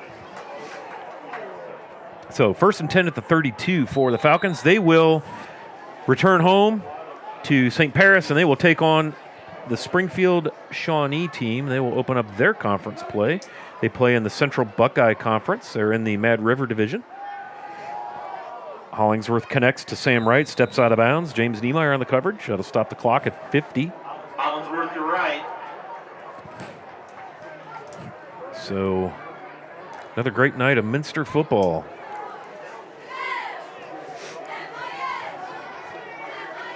So Hollingsworth, a nice night. And we will come back. Once we go final, we'll take a quick break. And we'll give Craig a chance to get the stats organized. And we will give you the final numbers once this one's over. And again, Hollingsworth to right. And, of course, Minster's happy to give him that. To right again. That's going to stop the clock. Both, Falcons do have 2 timeouts. I mean, they're going to have to essentially score now and then get an onside kick and then make something happen with 46 seconds to go. So, again, I don't want to get too far ahead of myself, but I'd say Minster's probably in pretty good shape. And, again, you see Brogan Steffi all the way back at the 30. He's got Kaus up at the 40. Minster's leaving their starters in here. Just let's close the book. Hollingsworth pulls it down now. He's over the 45. And trying to keep him in bounds. I don't know if he got out of bounds over there. I don't see the arm swing. No, they're going to stop the clock. He got out of bounds at the 45. Gain of about 4.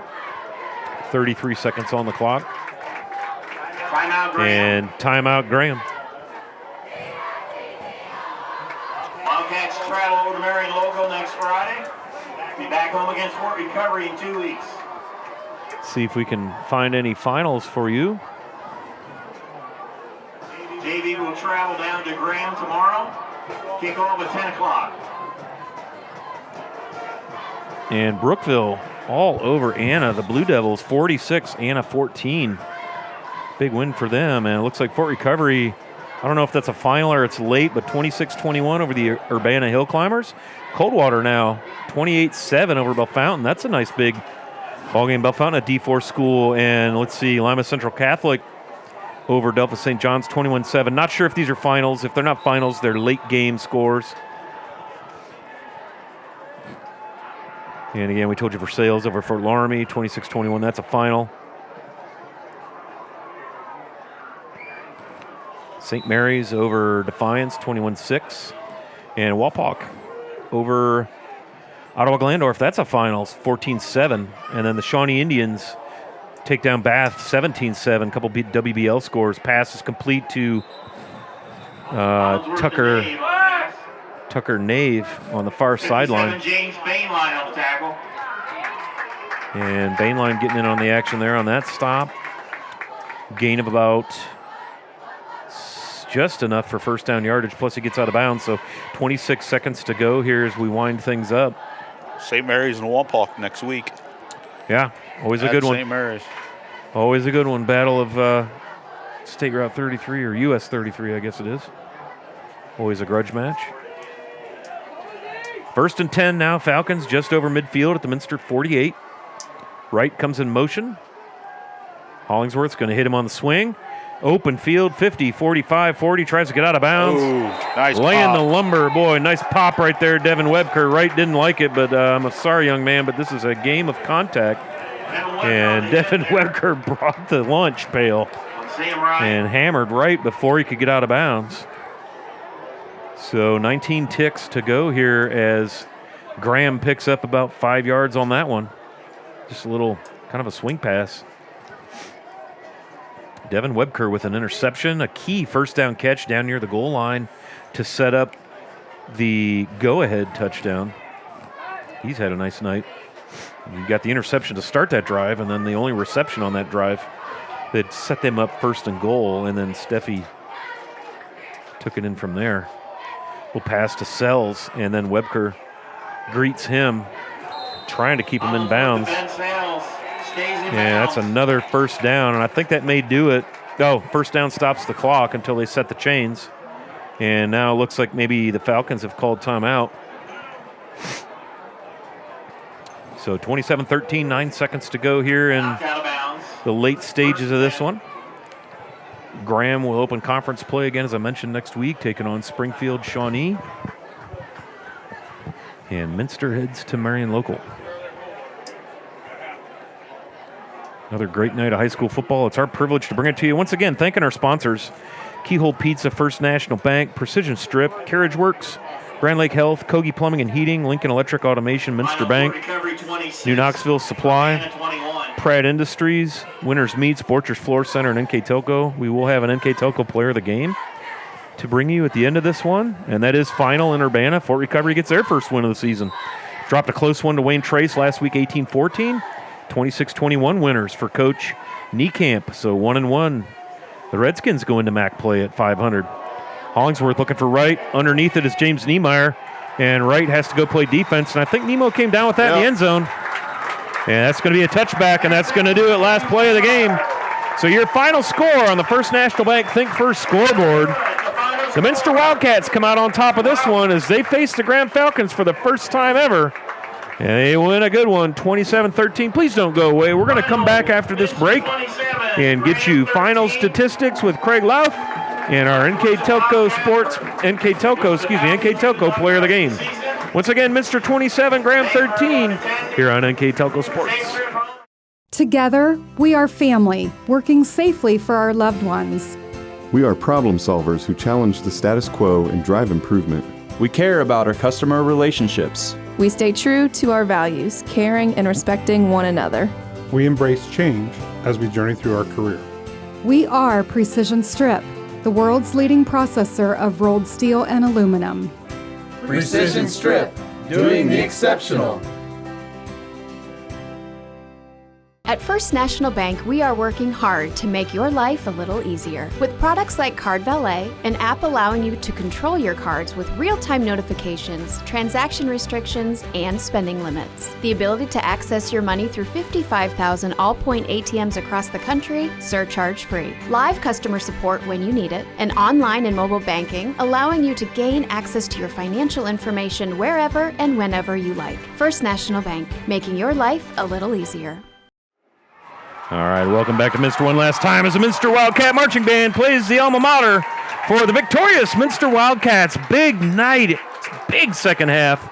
They're down 13-7 at the half. Here go the fireworks. How cool is that? You got to love it. High school football in America, it's a great thing. But the tale of two halves. They go into halftime down 6, 13-7, and then they blank Graham in the second half and score 2 touchdowns of their own and end up walking away, 3 touchdowns of their own, walking away 27-13. Let's hear how we got there, Craig. Tell us a little bit about our stats and highlights. Okay, final score is 27-13. As Scott said, Minster scored 20 points in the fourth quarter. That was the only scoring in the second half. First one was Ralph Remo with a 1-yard run. Kick was failed. James Niemeyer with a 24-yard pass from Steffi. Kick was good, and Brogan Steffi iced it with a 30-yard run there with 15 seconds to go. And the final was 27-13. First downs for Graham, they had 16 first downs. Minster had 21. Rushing, Graham had 29 rushes for 119 yards, 174 yards passing on 16 of 35, and 3 interceptions. Total offensive plays ran 64 for 293 yards for Graham. Minster, 38 rushes for 159 yards. Almost 110 of that was by Brogan Steffi in the second half. Passing yards, they had 195. They were 15 of 23 and 1 interception. Total offensive plays, 61 for the Wildcats for 354 yards. There was 1 fumble by Graham. Or actually by Minster, recovered by Graham. The 3 interceptions. Penalty-wise, Graham had 3 for 30. Minster had 7 for 52. On third down conversions, Graham was 3 of 13. Minster was 5 of 10. And on fourth down conversions, Graham was 4 of 6. Minster was 1 of 2. Individual rushing for Graham, Eli Hollingsworth led the way, 14 rushes for 69 yards. Tucker Nave had 12 for 45. Elijah Jacks had 1 for 4. Cameron Hardwick had 1 for 1. And Adam Levy had 1 for no yards. For Minster rushing, Brogan Steffi had 25 for 104 yards. Again, he was at minus 35 at halftime due to all the big sacks. Justin Bergman had 9 rushes for 47 yards. Connor Schmeezing had 1 for 4, and Will Fremo had 3 for 4. In the passing department for Graham, Eli Hollingsworth, 15 of 34 for 160 yards, but those 3 interceptions. Elijah Jacks was 1 of 1 for 14 yards. For Minster, Brogan Steffi, 15 of 23 for 195 yards and 1 interception. Leading receiver for St. Paris Graham was Sam Wright. Actually, he had 5 receptions for 28 yards. And the leading receiver for Minster was James Niemeyer. He had 7 receptions for 85 yards. All right, so that's the tale of the tape, the numbers. Once again, the final score here, Minster 27, and Graham 13. The tale of two halves. The Minster run game comes alive in the second half. And that was kind of all she wrote, man. It was ball control offense, a couple of key takeaways on defense, a couple of interceptions, one by Devin Webker, and then also Noah Schwederman had an interception to set up a Minster drive. But the tale of the day, really, the numbers don't lie, right? Minster quarterback, number 12, sophomore Brogan Steffi, 195 yards passing, 104 yards rushing, 2 passing touchdowns and a rushing touchdown. And he had 53 yards in sacks. And he had 53 yards lost in sacks. So, golly, could have been a lot more rushing yardage had he not had the sacks there in the first half. So, one last piece of business here. The NKTelco player of the game got to go to Brogan Steffi. Congratulations, young man. Sophomore signal caller for the Wildcats. You are our NKTelco player of the game. 2 passing touchdowns and a rushing touchdown. Great night for the young man. And the Minster Wildcats are headed west. They're going to go to Maria Stein next week, take on the Flyers. So one last time for my cameraman, Josh Miller, and my right-hand man here, Craig Louth, on Color and Stats. My name is Scott Fry. Thanks for joining us. For the last time for Minster, it's the Wildcats victorious 27-13 over the Graham Falcons here on NKTelco Sports.